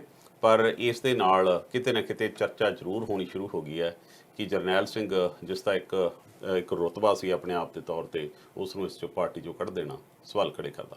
ਬਿਲਕੁਲ। ਪੋਸਟ ਦੇ ਸੰਬੰਧੀ ਉਹਨਾਂ ਨੇ ਇੱਥੋਂ ਤੱਕ ਕਹਿ ਦਿੱਤਾ ਹੈ ਕਿ ਉਹ ਪੋਸਟ ਮੈਂ ਨਹੀਂ ਪਾਈ ਸੀਗੀ, ਮੇਰੇ ਪੁੱਤਰ ਤੋਂ ਪੈ ਗਈ ਸੀਗੀ, ਜਾਂ ਉਹਨਾਂ ਨੇ ਫੋਨ ਮੇਰੇ ਤੋਂ ਫੜਿਆ ਸੀ ਉਸ ਤੋਂ ਬਾਅਦ ਪੈ ਗਈ ਸੀ, ਮੈਂ ਕਿਸੇ 'ਚ ਭੇਦਭਾਵ ਨਹੀਂ ਕਰਦਾ ਤੇ ਮੈਨੂੰ ਜੋ ਹੈ ਇਸ ਤੋਂ ਬਾਅਦ ਡਿਲੀਟ ਕਰਨੀ ਪਈ ਜਾਂ ਕਰ ਦਿੱਤੀ ਗਈ, ਤੇ ਹੁਣ ਇਹ ਨਹੀਂ ਪਤਾ ਕਿ ਕੀ ਹੋਇਆ ਹੈ ਪਾਰਟੀ ਦੇ ਵਿੱਚ, ਕੀ ਹੋਣ ਵਾਲਾ ਹੈ। ਹੁਣ ਅਸੀਂ ਜੇ ਆਮ ਆਦਮੀ ਪਾਰਟੀ ਦੀ ਗੱਲ ਕੀਤੀ ਹੈ ਤਾਂ ਕਾਂਗਰਸ ਦੇ ਜਿਹੜੇ ਬੁਲਾਰੇ ਸੀਗੇ ਜੀ, ਉਹਨਾਂ ਦੀ ਮੌਤ ਹੋ ਜਾਣਾ, ਇੱਕ ਸਭਾ ਦੇ ਵਿੱਚ ਉਹ ਗਏ ਹੈਗੇ, ਉਹਨਾਂ ਨੇ ਇੱਕ ਮੀਟਿੰਗ ਜੁਆਇਨ ਕੀਤੀ ਹੈਗੀ ਹੈ, ਤੇ ਉਸ ਤੋਂ ਬਾਅਦ ਉਹਨਾਂ ਦੀ ਮੌਤ ਹੋਣਾ, ਉਹਨਾਂ ਨੇ 4 ਘੰਟੇ ਪਹਿਲਾਂ ਟਵੀਟ ਵੀ ਕੀਤਾ। ਸੋ ਕੀ ਕਾਰਨ ਰਹੇ ਨੇ, ਕੀ ਸਾਰਾ ਮਾਮਲਾ ਪੂਰਾ? ਅਰਸ਼ੀ ਰਜ਼ੀਬ ਤਿਆਗੀ ਦੀ ਜਿਹੜੀ ਤੁਸੀਂ ਗੱਲ ਕੀਤੀ ਹੈ, ਕਾਂਗਰਸ ਦੇ ਸਪੋਕਸਮੈਨ ਦੇ ਤੌਰ ਤੇ ਨੇ, ਪ੍ਰਮੁੱਖ ਸਪੋਕਸਮੈਨਾਂ ਚੋਂ ਇੱਕ ਨੇ ਜੀ, ਔਰ ਬੜੀ ਤਰਕ ਨਾਲ ਉਹ ਗੱਲਬਾਤ ਕਰਦੇ ਸੀ। ਉਹਨਾਂ ਦਾ ਆਜ ਤੱਕ ਚੈਨਲ ਦੇ ਉੱਤੇ ਡਿਬੇਟ ਚੱਲਦੀ ਸੀ, ਜਿਸ ਦੇ ਵਿੱਚ ਸਮਿਤ ਪਾਤਰਾ ਤੇ ਰਜ਼ੀਬ ਤਿਆਗੀ ਆਪਸ ਵਿੱਚ ਆਮਣੇ ਸਾਹਮਣੇ, ਜੋ ਚੈਨਲਾਂ ਤੇ ਅੱਜ ਕੱਲ ਸਾਡੇ ਚੱਲ ਰਿਹਾ ਹੈ, ਜੋ ਜ਼ਹਿਰ ਫੈਲਾਉਣ ਦਾ ਏਜੰਡਾ ਇਹਨਾਂ ਨੂੰ ਸਵੇਰੇ ਕਥਿਤ ਰੂਪ ਵਿੱਚ ਮਿਲਦਾ, ਇਹ ਸਮਝ ਆਉਂਦਾ ਕਿ ਸਾਡੀਆਂ ਰਾਜਨੀਤਿਕ ਕੁਛ ਧਿਰਾਂ ਜਿਹੜੀਆਂ ਪਾਵਰ ਦੇ ਵਿੱਚ ਨੇ, ਉਹ ਏਜੰਡੇ ਤਿਆਰ ਕਰਦੀਆਂ ਨੇ ਕਿ ਕਿਸ ਤਰ੍ਹਾਂ ਦੇ ਏਜੰਡੇ ਤੁਸੀਂ ਚਲਾਉਣੇ ਆ, ਕਿਸ ਤਰੀਕੇ ਨਾਲ ਜਿਹੜੀ ਸ਼ਾਸਕ ਧਿਰ ਹੈ ਉਹਨੂੰ ਤਾਂ ਸਾਰੇ ਦੋਸ਼ਾਂ 'ਚੋਂ ਪਹਿਲੇ ਹੀ ਬਰੀ ਕਰ ਦੇਣਾ, ਉਹਨਾਂ ਦੇ ਟਾਈਟਲ 'ਚ ਨਜ਼ਰ ਆਉਂਦਾ ਹੁੰਦਾ ਹੈ। ਉਹਦੇ ਵਿੱਚ ਇਹ ਦਿਖਾਉਣ ਦੀ ਕੋਸ਼ਿਸ਼ ਕੀਤੀ ਜਾਂਦੀ ਹੈ ਕਿ ਜਿਹੜੀਆਂ ਵਿਰੋਧੀ ਧਿਰਾਂ ਨੇ, ਉਹਨਾਂ ਤੋਂ ਸਵਾਲ ਜਾਂ ਉਹਨਾਂ ਦੇ ਖਿਲਾਫ ਟਾਈਟਲ ਬਣਾਉਣੇ ਆ। ਉਹਦੇ ਨਾਲ ਲੱਗਦਾ ਹੁੰਦਾ ਕਿ ਸਾਰੇ ਦੇ ਸਾਰੇ ਸਾਡੇ ਚੈਨਲ, ਸਾਰਾ ਮੀਡੀਆ ਉਹ ਇਸ ਕੰਮ 'ਚ ਨਹੀਂ ਲੱਗਿਆ ਹੋਇਆ ਕਿ ਉਹਨਾਂ ਨੇ ਦੇਸ਼ ਦੀਆਂ ਜਿਹੜੀਆਂ ਲੋੜਾਂ ਨੇ, ਜਿਹੜੀਆਂ ਤਕਲੀਫਾਂ ਨੇ, ਉਹਨਾਂ ਨੂੰ ਸਰਕਾਰ ਦੇ ਹਿੱਤ ਜਾਂ ਧਿਆਨ 'ਚ ਲੈ ਕੇ ਆਉਣਾ। ਉਹ ਐਂ ਲੱਗਦਾ ਕਿ ਉਹ ਬੜੀ ਸਾਜ਼ਿਸ਼ ਦੇ ਤਹਿਤ ਉਹਨਾਂ ਸਾਰੀਆਂ ਜਿਹੜੇ ਮਸਲੇ ਨੇ ਭਾਰਤ ਦੇ ਵਿੱਚ ਜਿਹੜੇ ਉੱਠ ਰਹੇ ਆ, ਚਾਹੇ ਗਰੀਬੀ ਹੈ, ਚਾਹੇ ਬੇਰੁਜ਼ਗਾਰੀ ਹੈ, ਚਾਹੇ ਕੁਝ ਵੀ ਹੈ, ਉਹਨਾਂ ਨੂੰ ਆਪਾਂ ਇੱਕ ਸਾਈਡ ਤੇ ਲੈ ਕੇ ਜਾਣਾ। ਹਾਂ, ਭਾਰਤ ਸਰਕਾਰ ਦੀ ਆਪਾਂ ਨੇ ਬਹਿਜਾ ਕਰਾਉਣੀ ਆ ਤੇ ਵਿਰੋਧੀ ਤਰ੍ਹਾਂ ਤੇ ਸਵਾਲ ਕਰਨੇ ਆ। ਉਸ ਮਾਮਲੇ ਦੇ ਵਿੱਚ ਇਹ ਰਜ਼ੀਬ ਤਿਆਗੀ ਜੀ, ਦੂਜੇ ਪਾਸੇ ਜਿਹੜਾ ਬੀਜੇਪੀ ਦਾ ਸਪੋਕਸਪਰਸਨ ਹੈ ਸਮਿਤ ਪਾਤਰਾ ਨੇ ਇਹ, ਕਿਉਂਕਿ ਰਜ਼ੀਬ ਤਿਆਗੀ ਉਸ ਵੇਲੇ ਚੈਨਲ ਦੇ ਉੱਤੇ ਬੈਠੇ ਸੀ ਤਾਂ ਇਹਨਾਂ ਦੇ ਮੱਥੇ ਤੇ ਤਿਲ ਲੱਗਿਆ ਹੋਇਆ ਸੀ। ਸਮਿਤ ਪਾਤਰਾ ਨੇ ਨਿੱਜੀ ਰੂਪ 'ਚ ਇਹਨਾਂ ਤੇ ਕਟਾਸ਼ ਕਰਦਾ ਰਿਹਾ ਕਿ ਤੁਸੀਂ ਜੈ ਚੰਦ ਹੋ, ਤੁਸੀਂ ਜੈ ਚੰਦ ਦੀ ਔਲਾਦ ਹੋ, ਤੁਸੀਂ ਤਿਲ ਲਾਏ ਹੋ, ਤੁਸੀਂ ਹਿੰਦੂ ਬਣ ਨਹੀਂ ਸਕਦੇ। ਜੈ ਚੰਦ ਨੂੰ ਸਾਡੇ ਇੱਕ ਮਾੜਾ ਕਿਰਦਾਰ ਉੱਥੇ ਮੰਨਿਆ ਜਾਂਦਾ। ਸੋ ਉਹ ਸਾਰੀਆਂ ਚੀਜ਼ਾਂ ਦੇ ਵਿੱਚ ਟੀਵੀ ਦੇ ਕਲਿੱਕ ਜਿਹੜੇ ਆਪਣੇ ਸਾਹਮਣੇ ਆਉਂਦੇ ਆ, ਉਹਨਾਂ 'ਚ ਦੇਖਣ ਤੋਂ ਅਰਸ਼ ਜੀ ਲੱਗਦਾ ਕਿ ਉਸ ਵੇਲੇ ਹੀ ਉਹਨਾਂ ਨੂੰ ਹਾਰਟ ਅਟੈਕ ਸ਼ੁਰੂ ਹੋ ਗਿਆ ਸੀ। ਹਾਰਟ ਅਟੈਕ ਉਹ ਤਕਲੀਫ 'ਚ ਮਹਿਸੂਸ ਕਰ ਰਹੇ ਸੀ, ਬਾਰ-ਬਾਰ ਆਪਣੇ ਇੱਥੇ ਹੱਥ ਵੀ ਰੱਖ ਰਹੇ ਸੀ ਹਾਰਟ ਤੇ। ਉਸ ਤੋਂ ਬਾਅਦ ਚੋਂ ਡਿਬੇਟ ਦੇ ਵਿੱਚ ਹੀ ਜਦੋਂ ਖਤਮ ਹੋਇਆ ਤਾਂ ਉਹਨਾਂ ਨੂੰ ਹਸਪਤਾਲ ਲੈ ਕੇ ਜਾਇਆ ਗਿਆ। ਉਦੋਂ ਉਹਨਾਂ ਦੀ ਪੋਜੀਸ਼ਨ ਬਹੁਤ ਜ਼ਿਆਦਾ ਖਰਾਬ ਹੋ ਗਈ ਸੀ। ਪਰ ਡਾਕਟਰਾਂ ਦੀ ਰਿਪੋਰਟ ਦੇ ਮੁਤਾਬਕ, ਪੁਰਾਣੀ ਜਾਂਚ ਪੜਤਾਲ ਦੇ ਮੁਤਾਬਕ, ਉਹਨਾਂ ਨੂੰ ਥੋੜਾ ਜਿਹਾ ਕੋਲੇਸਟ੍ਰੋਲ ਜ਼ਿਆਦਾ ਸੀ, ਹੋਰ ਤਾਂ ਉਹਨਾਂ ਨੂੰ ਕੋਈ ਪ੍ਰੋਬਲਮ ਹੀ ਨਹੀਂ ਸੀ। ਹੁਣ ਇੱਥੇ ਸਵਾਲ ਇਹ ਖੜਾ ਹੁੰਦਾ ਹੈ, ਰਾਜੀਵ ਤਿਆਗੀ ਚਲੇ ਗਏ, ਉਹਨਾਂ ਦੀ ਮੌਤ ਹੋ ਗਈ, ਕਿ ਇਹ ਭਾਰਤ ਦੇ ਵਿੱਚ ਇੱਕ ਨਵਾਂ ਰੂਹਾਨ ਨਹੀਂ ਪੈਦਾ ਹੋ ਗਿਆ ਨਫ਼ਰਤ ਫੈਲਾਉਣ ਵਾਲਾ? ਕਿ ਜਿਹੜੇ ਨਫ਼ਰਤ ਫੈਲਾਉਣ ਵਾਲੇ ਲੋਕ ਨੇ, ਚਾਹੇ ਰਾਜਨੀਤਿਕ ਪਾਰਟੀਆਂ ਨੇ, ਚਾਹੇ ਉਹਨਾਂ ਦੇ ਸਪੋਕਸਮੈਨ ਨੇ, ਉਹਨਾਂ ਦੇ ਖਿਲਾਫ ਕਾਰਵਾਈ ਨਹੀਂ ਹੋਣੀ ਚਾਹੀਦੀ? ਕਿ ਸਾਡੀਆਂ ਮਾਣਯੋਗ ਅਦਾਲਤਾਂ ਨੂੰ ਇਹ ਸੋ ਮੋਟੋ ਨਹੀਂ ਲੈਣੇ ਚਾਹੀਦੇ ਨੋਟਿਸ? ਜੀ, ਕਿ ਉਹਨਾਂ ਨੂੰ ਇਹਨਾਂ ਦੇ ਖਿਲਾਫ ਬਣਦੇ ਮੁਕੱਦਮੇ ਨਹੀਂ ਦਰਜ ਕਰਨੇ ਚਾਹੀਦੇ? ਜਿਸ ਤਰੀਕੇ ਨਾਲ ਅੱਜ ਕੱਲ ਇਹ ਉੱਪਰ ਉੱਥੇ ਬੈਠ ਕੇ ਗੰਦ ਫੈਲਾਇਆ ਜਾ ਰਿਹਾ, ਨਫ਼ਰਤ ਫੈਲਾਈ ਜਾ ਰਹੀ, ਆਪਸ ਵਿੱਚ ਐਂ ਲੱਗਦਾ ਹੁੰਦਾ, ਮੈਂ ਤਾਂ ਸਮਝਦਾ ਕਿ ਇਸ ਤਰ੍ਹਾਂ ਦੇ ਚੈਨਲ ਕੁਝ ਸਾਡੇ ਸੀਨੀਅਰ ਪੱਤਰਕਾਰ, ਜਿਨ੍ਹਾਂ 'ਚ ਰਵੀਸ਼ ਕੁਮਾਰ ਬੜਾ ਬਾਕਮਾਲ ਪੱਤਰਕਾਰ ਹੈ ਸਾਡੇ ਦੇਸ਼ ਦਾ, ਜੀ, ਲੱਭੋ ਨੂੰ ਲੰਬੀ ਉਮਰ ਬਖਸ਼ੇ, ਉਹਨੇ ਤਾਂ 2-2.5 ਸਾਲ ਪਹਿਲਾਂ ਹੀ ਕਹਿ ਦਿੱਤਾ ਸੀ ਕਿ ਜੇ ਤੁਸੀਂ ਦੇਸ਼ ਦੇ ਵਿੱਚ ਰਹਿਣਾ ਹੈ, ਆਪਸ ਵਿੱਚ ਭਾਈਚਾਰਕ ਸਾਂਝ ਬਣਾ ਕੇ ਰੱਖਣੀ ਹੈ, ਤਾਂ ਇਹ ਜ਼ਹਿਰ ਫੈਲਾਉਣ ਵਾਲੇ ਚੈਨਲ ਦੇਖਣੇ ਬੰਦ ਕਰ ਦਿਓ। ਇਹਨਾਂ ਨੇ ਅੱਗ ਤੁਹਾਡੇ ਘਰ ਚ ਲਾਉਣੀ ਹੈ। ਇਹ ਕਹਾਵਤ ਨਹੀਂ ਹੁੰਦੀ ਵੀ ਆਗ ਲਗਾने वालों को खबर कहाँ, रुख हमार ने बदला तो खाक वो भी होंगे। ਇਹ ਲੋਕ ਭੁੱਲ ਗਏ ਇਸ ਗੱਲ ਨੂੰ, ਬਿਲਕੁਲ, ਕਿ ਜਿਹੜੇ ਇਹ ਅੱਗ ਲਾ ਰਹੇ ਨੇ, ਕੱਲ ਨੂੰ ਇਹਨਾਂ ਦੇ ਬੱਚਿਆਂ ਤੇ ਇਹਨਾਂ ਦੇ ਘਰਾਂ ਤੇ ਵੀ ਆ ਕੇ ਪੈਣਾ ਹੈ। ਸੋ ਇਸ ਕਰਕੇ ਦੇਸ਼ ਨੂੰ ਇਸ ਪਾਸੇ ਬਲਦੀ ਅੱਗ ਵੱਲੋਂ ਤੁਸੀਂ ਲੈ ਜਾ ਰਹੇ ਹੋ। ਕੋਈ ਤਰੱਕੀ ਦੀ ਗੱਲ ਕੋਈ ਨਹੀਂ ਕਰ ਰਿਹਾ। ਇੱਕ ਬਹੁਤ ਵੱਡਾ ਕੈਨਵਸ ਝੂਠਾ ਇੱਕ ਭਰਮ ਫੈਲਾ ਕੇ ਲੋਕਾਂ ਨੂੰ ਤੁਸੀਂ ਬੁੱਧੂ ਬਣਾ ਸਕਦੇ ਹੋ, ਪਰ ਇਸ ਦੇ ਨਾਲ ਦੇਸ਼ ਦੀ ਤਰੱਕੀ ਨਹੀਂ ਹੋਣੀ। ਦੇਸ਼ ਨੇ ਬਰਬਾਦੀ ਵੱਲ ਨੂੰ ਜਾਣਾ ਹੈ। ਔਰ ਦੁਨੀਆ ਦੇ ਵਿੱਚ ਜਿੱਥੇ ਸਾਰਾ ਗਲੋਬ ਇੱਕ ਪਿੰਡ ਹੈ, ਉੱਥੇ ਅਸੀਂ ਇਸ ਤਰ੍ਹਾਂ ਦੀ ਹਰਕਤਾਂ ਕਰਕੇ ਆਪਣੇ ਦੇਸ਼ ਨੂੰ ਬਿਲਕੁਲ ਤਬਾਹੀ ਵੱਲ ਦੋਏ ਹੱਥਾਂ ਨਾਲ ਧੱਕ ਕੇ ਲੈ ਕੇ ਜਾ ਰਹੇ ਹਾਂ। ਜੀ ਬਿਲਕੁਲ, ਜਿਵੇਂ ਤੁਸੀਂ ਗੱਲ ਕੀਤੀ ਹੈਗੀ ਹੈ, ਜਦੋਂ ਅਸੀਂ ਦੇਖਦੇ ਹੈਗੇ ਆ ਕਈ ਵਾਰੀ ਡਿਬੇਟਸ ਇੰਨੀਆਂ ਕਿ ਜ਼ਿਆਦਾ ਵੱਧ ਜਾਂਦੀਆਂ ਨੇ ਕਿ ਇੱਕ ਦੂਜੇ ਨੂੰ ਇਦਾਂ ਲੱਗਦਾ ਹੁੰਦਾ ਕਿ ਬਹੁਤ ਜ਼ਿਆਦਾ ਝਗੜਾ ਹੋ ਜਾਣਾ, ਇਹਨਾਂ ਨੇ ਟੀਵੀ ਭੰਨ ਦੇਣੇ ਆ, ਜਿਹੜਾ ਕੁਝ ਉਹਨਾਂ ਦੇ ਸਾਹਮਣੇ ਪਿਆ ਹੋਣਾ ਉਹ ਚਲਾ ਕੇ ਮਾਰਨਾ ਹੈਗਾ। ਸਿਆਸਤ ਸਾਰੀਆਂ ਜਗ੍ਹਾ ਤੇ ਹੁੰਦੀ ਹੈ, ਸਾਰੇ ਦੇਸ਼ਾਂ ਦੇ ਵਿੱਚ ਹੁੰਦੀ ਹੈ, ਪਰ ਇੱਕ ਇਸ ਤਰ੍ਹਾਂ ਦੀ ਸਿਆਸਤ ਤੇ ਉਹਦੇ ਤੇ ਇਸ ਤਰ੍ਹਾਂ ਦੀਆਂ ਡਿਬੇਟਸ ਕਦੇ ਕਦੇ ਡਰ ਲੱਗਣ ਲੱਗ ਜਾਂਦਾ ਵੀ ਕੀ ਕੁਝ ਹੋ ਰਿਹਾ। ਕਦੇ ਕਦੇ ਤਾਂ ਉੱਥੇ ਜਾਣ ਨੂੰ ਵੀ ਕਦੇ ਜਿਹੜਾ ਆਪਣੇ ਦਿਮਾਗ ਦੇ ਵਿੱਚ ਇੱਕ ਬਣ ਜਾਂਦੀ ਹੈ ਨਾ ਆਦਤ, ਭਾਵੇਂ ਅਸੀਂ ਉੱਥੋਂ ਹੀ ਆਏ ਆ, ਪਰ ਕਦੇ ਕਦੇ ਡਰ ਲੱਗਦਾ ਹੁੰਦਾ ਵੀ ਉੱਥੇ ਜਾ ਕੇ ਪਤਾ ਨਹੀਂ ਕੀ ਕੁਝ ਹੋ ਜਾਣਾ ਹੈ। ਕਿਉਂਕਿ ਜਿਹੜੇ ਰਹਿੰਦੇ ਆ ਸਾਡੇ ਮਾਪਿਓ ਉੱਥੇ ਰਹਿੰਦੇ ਹੈਗੇ, ਸਾਡੇ ਪਰਿਵਾਰ ਉੱਥੇ ਰਹਿੰਦੇ ਆ, ਪਰ ਉਹ ਵੀ ਤਾਂ ਰਹਿੰਦੇ ਹੀ ਆ। ਪਰ ਇਹ ਹੈ ਕਿ ਇੱਕ ਡਰ ਪੈਦਾ ਹੋ ਜਾਂਦਾ, ਤੁਸੀਂ ਕੀ ਦਿਖਾ ਰਹੇ ਹੈਗੇ ਆ, ਕੀ ਦਿਖਾਉਣ ਦੀ ਕੋਸ਼ਿਸ਼ ਕਰ ਰਹੇ ਹੈਗੇ ਆ ਜਿਹੜੇ ਵਿਦੇਸ਼ਾਂ ਦੇ ਵਿੱਚ ਲੋਕ ਰਹਿੰਦੇ ਹੈਗੇ। ਇੱਕ ਪਾਸੇ ਤਾਂ ਅਸੀਂ ਇਹ ਕਹਿੰਦੇ ਆ ਕਿ ਸਾਡਾ ਭਾਰਤ ਮਹਾਨ, ਸਾਡਾ ਭਾਰਤ ਜਿੰਦਾਬਾਦ, ਇੱਕ ਪਾਸੇ ਅਸੀਂ ਇਦਾਂ ਦੀਆਂ ਐਗਜ਼ਾਮਪਲਸ ਜਿਹੜੀਆਂ ਨੇ ਉਹ ਸੈੱਟ ਕਰਦੇ ਆ ਲੋਕਾਂ ਦੇ ਲਈ ਤੇ ਸਾਡੇ ਲਈ। ਹੁਣ ਕੈਨੇਡਾ ਦੇ ਵਿੱਚ ਵੀ ਸਿਆਸਤ ਹੈਗੀ ਹੈ। ਤੁਸੀਂ ਬੜੀ ਸੋਹਣੀ ਜਦੋਂ ਗੱਲ ਕਰ ਰਹੇ, ਮਾਫ ਕਰਨਾ ਮੈਂ ਵਿੱਚੋਂ ਤੁਹਾਨੂੰ ਰੋਕਿਆ ਜੀ। ਤੁਸੀਂ ਅਰਸ਼ ਜੀ ਇਹ ਗੱਲ ਦੇਖੋ ਕਿ ਜੋ ਕੁਝ ਟੀਵੀ ਤੇ ਸਾਨੂੰ ਦਿਖ ਰਿਹਾ ਹੈ, ਅਸੀਂ ਫੋਲੋ ਕਰਦੇ ਆ ਨਾ, ਅਕਸਰ ਸਾਡੀ ਆਦਤ ਹੈ, ਹਿਊਮਨ ਹੈ ਆਪਾਂ।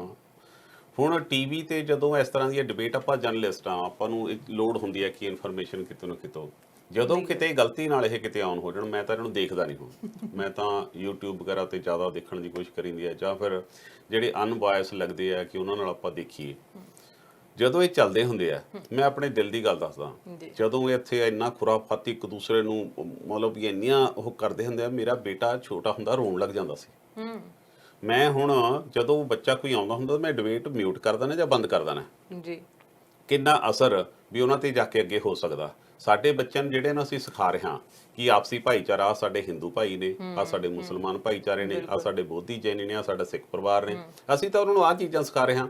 ਇਹ ਉੱਥੇ ਨਫ਼ਰਤ ਦੀ ਲਹਿਰ ਫੈਲਾ ਕੇ ਘੱਟ ਗਿਣਤੀਆਂ ਦੇ ਖਿਲਾਫ ਜੋ ਕੁਝ ਕਰ ਰਹੇ ਨੇ, ਤੇ ਇਹਨਾਂ ਵਾਸਤੇ ਉਹੀ ਗੱਲ ਹੈ ਕਿ ਜਦ ਇਹਨਾਂ ਦੇ ਘਰਾਂ ਨੂੰ ਪਈ ਨਾ, ਫਿਰ ਪਤਾ ਲੱਗਣਾ। ਬਿਲਕੁਲ, ਸਾਡੇ ਵੀ ਸਰਕਾਰ ਦੇ ਵਿੱਚ ਬਹੁਤ ਕੁਝ ਹੋ ਰਿਹਾ। ਕੈਨੇਡਾ ਦੇ ਵਿੱਚ ਵੀ ਪ੍ਰਧਾਨ ਮੰਤਰੀ ਦੇ ਅਸਤੀਫੇ ਦੀਆਂ ਗੱਲਾਂ ਹੋ ਰਹੀਆਂ ਨੇ, ਪਰ ਉਸ ਲੈਵਲ ਦੇ ਉੱਤੇ ਨਹੀਂ ਹੋ ਰਹੀਆਂ। ਇੱਕ ਪ੍ਰਧਾਨ ਮੰਤਰੀ ਨੂੰ ਅਸਤੀਫਾ ਦੇਣ ਨੂੰ ਕਹਿਣਾ, ਵਿੱਤ ਮੰਤਰੀ ਨੂੰ ਅਸਤੀਫਾ ਦੇਣ ਨੂੰ ਕਹਿਣਾ ਬਹੁਤ ਵੱਡੀ ਗੱਲ ਹੁੰਦੀ ਹੈ, ਪਰ ਉਸ ਲੈਵਲ ਦੇ ਉੱਤੇ ਜਾ ਕੇ ਨਹੀਂ, ਉਸ ਲੈਵਲ ਦੀ ਲੈਂਗੁਏਜ ਵਰਤ ਕੇ ਨਹੀਂ, ਇੱਕ ਚੰਗੇ ਤਰੀਕੇ ਦੇ ਨਾਲ, ਭਾਵੇਂ ਗੁੱਸੇ ਦੇ ਵਿੱਚ ਕਿਹਾ ਜਾ ਰਿਹਾ ਹੈਗਾ, ਦੂਜੀਆਂ ਧਿਰਾਂ ਤੋਂ ਮਿਨੋਰਟੀ ਗਵਰਨਮੈਂਟ ਹੈਗੀ ਹੈ, ਪਰ ਫਿਰ ਵੀ ਜਿਹੜੀ ਹੈ ਉਹ ਕਰਨ ਦੀ ਕੋਸ਼ਿਸ਼ ਕੀਤੀ ਜਾ ਰਹੀ ਹੈ ਕਿ ਕਲੈਰਿਟੀ ਆਵੇ, ਕਿ ਥਾਟਸ ਦੇ ਵਿੱਚ ਕਲੈਰਿਟੀ ਆਵੇ, ਕੰਮ ਦੇ ਵਿੱਚ ਕਲੈਰਿਟੀ ਆਵੇ, ਕੈਨੇਡੀਅਨਸ ਦੇ ਲਈ ਕੰਮ ਕੀਤਾ ਜਾਵੇ, ਨਾ ਕਿ ਆਪਣੇ ਲਈ ਕੀਤਾ ਜਾਵੇ, ਆਪਣੇ ਪਰਿਵਾਰਾਂ ਦੇ ਲਈ ਕੀਤਾ ਜਾਵੇ, ਆਪਣੇ ਫਰੈਂਡਸ ਦੇ ਲਈ ਕੀਤਾ ਜਾਵੇ, ਸਾਰੇ ਕੈਨੇਡੀਅਨਸ ਦੇ ਲਈ ਕੀਤਾ ਜਾਵੇ। ਸੋ ਬਹੁਤ ਵਧੀਆ, ਤੁਸੀਂ ਬਹੁਤ ਵਧੀਆ ਤਰੀਕੇ ਦੇ ਨਾਲ, ਜਿਵੇਂ ਸਾਡੇ ਪ੍ਰੋਗਰਾਮ ਦਾ ਨਾਂ ਹੈਗਾ ਨਾ ਸਟ੍ਰੇਟ ਟਾਕ, ਸਿੱਧੀ ਗੱਲ, ਹਮੇਸ਼ਾ ਸਿੱਧੀ ਗੱਲ ਕਰਦੇ ਹੈਗੇ ਕਿ ਕੀ ਹੋ ਰਿਹਾ ਹੈਗਾ ਆ, ਕਿ ਸਾਨੂੰ ਹਮੇਸ਼ਾ ਸਿੱਧੀ ਗੱਲ ਹੀ ਕਰਨੀ ਚਾਹੀਦੀ ਹੈ, ਚਾਹੇ ਅਸੀਂ ਮੀਡੀਆ ਦੇ ਵਿੱਚ ਬੈਠੇ ਹੈਗੇ ਹਾਂ, ਚਾਹੇ ਅਸੀਂ ਇੱਕ ਪਰਟੀਕੂਲਰ ਅਦਾਰੇ ਦੇ ਵਿੱਚ ਬੈਠ ਕੇ ਗੱਲ ਕਰ ਰਹੇ ਹੈਗੇ ਆ, ਚਾਹੇ ਅਸੀਂ ਕਿਸੇ ਹੋਰ ਜਗ੍ਹਾ ਦੇ ਉੱਤੇ ਗੱਲ ਕਰ ਰਹੇ ਹਾਂ। ਇੱਕ ਸਾਫ਼ ਤੇ ਸਪਸ਼ਟ ਗੱਲ ਜਿਹੜੀ ਹੁੰਦੀ ਹੈ ਤੇ ਸਿੱਧੀ ਗੱਲ ਹੁੰਦੀ ਹੈ, ਉਹ ਸਾਨੂੰ ਕਰਨੀ ਚਾਹੀਦੀ ਹੈ। ਤੇ ਹਮੇਸ਼ਾ ਤੁਸੀਂ ਟਾਈਮ ਦਿੰਦੇ ਹੋ, ਉਹਦੇ ਲਈ ਤੁਹਾਡਾ ਬਹੁਤ ਬਹੁਤ ਧੰਨਵਾਦ। ਸ਼ੁਕਰੀਆ ਜੀ, ਥੈਂਕ ਯੂ। ਬਿਲਕੁਲ ਅਸੀਂ ਅੱਜ ਗੱਲਬਾਤ ਤਾਂ ਬਹੁਤ ਸਾਰੇ ਮੁੱਦਿਆਂ ਤੇ ਹੋਈ, ਪਰ ਅੱਜ ਜਿਹੜੀ ਸਥਿਤੀ ਬਣੀ ਹੋਈ ਆ ਉਹਦੇ ਵਿੱਚ ਸਾਨੂੰ ਸਿਰਫ ਇਹੀ ਧਿਆਨ ਰੱਖਣਾ ਚਾਹੀਦਾ ਹੈ ਕਿ ਅਸੀਂ ਕਰੋਨਾ ਵਾਇਰਸ ਨੂੰ ਲੈ ਕੇ ਜਿਹੜੀਆਂ ਗਾਈਡਲਾਈਨਸ ਨੇ ਉਹਨਾਂ ਨੂੰ ਫੋਲੋ ਕਰਦੇ ਰਹੀਏ, ਤਾਂ ਕਿ ਅਸੀਂ ਇਸ ਪੈਂਡੈਮਿਕ ਤੋਂ ਛੁਟਕਾਰਾ ਪਾ ਸਕੀਏ। ਕੇਸ ਵੱਧ ਰਹੇ ਨੇ, ਇਸ ਲਈ ਸਾਨੂੰ ਆਪਣੇ ਹੈਂਡ ਵਾਸ਼ ਰੈਗੂਲਰ ਕਰਨੇ ਚਾਹੀਦੇ ਨੇ, ਮਾਸਕ ਪਾ ਕੇ ਜ਼ਰੂਰ ਜਾਓ ਜਿੱਥੇ ਜਾਓ, ਜਿਹੜੀਆਂ ਗਾਈਡਲਾਈਨਸ ਨੂੰ ਉਹਨੂੰ ਫੋਲੋ ਕਰਦੇ ਰਹੋ। ਤੇ ਨਾਲ ਜਿਹੜਾ ਵੀ ਕੋਈ ਇੰਡੀਪੈਂਡੈਂਸ ਡੇ ਮਨਾ ਰਿਹਾ ਹੈਗਾ, ਸਾਨੂੰ ਸਾਰਿਆਂ ਨੂੰ ਹੈਪੀ ਇੰਡੀਪੈਂਡੈਂਸ ਡੇ। ਤੁਸੀਂ ਰੱਖੋ ਆਪਣਾ ਖਿਆਲ। ਮੈਨੂੰ ਦਿਓ ਇਜਾਜ਼ਤ। ਸਤਿ ਸ਼੍ਰੀ ਅਕਾਲ।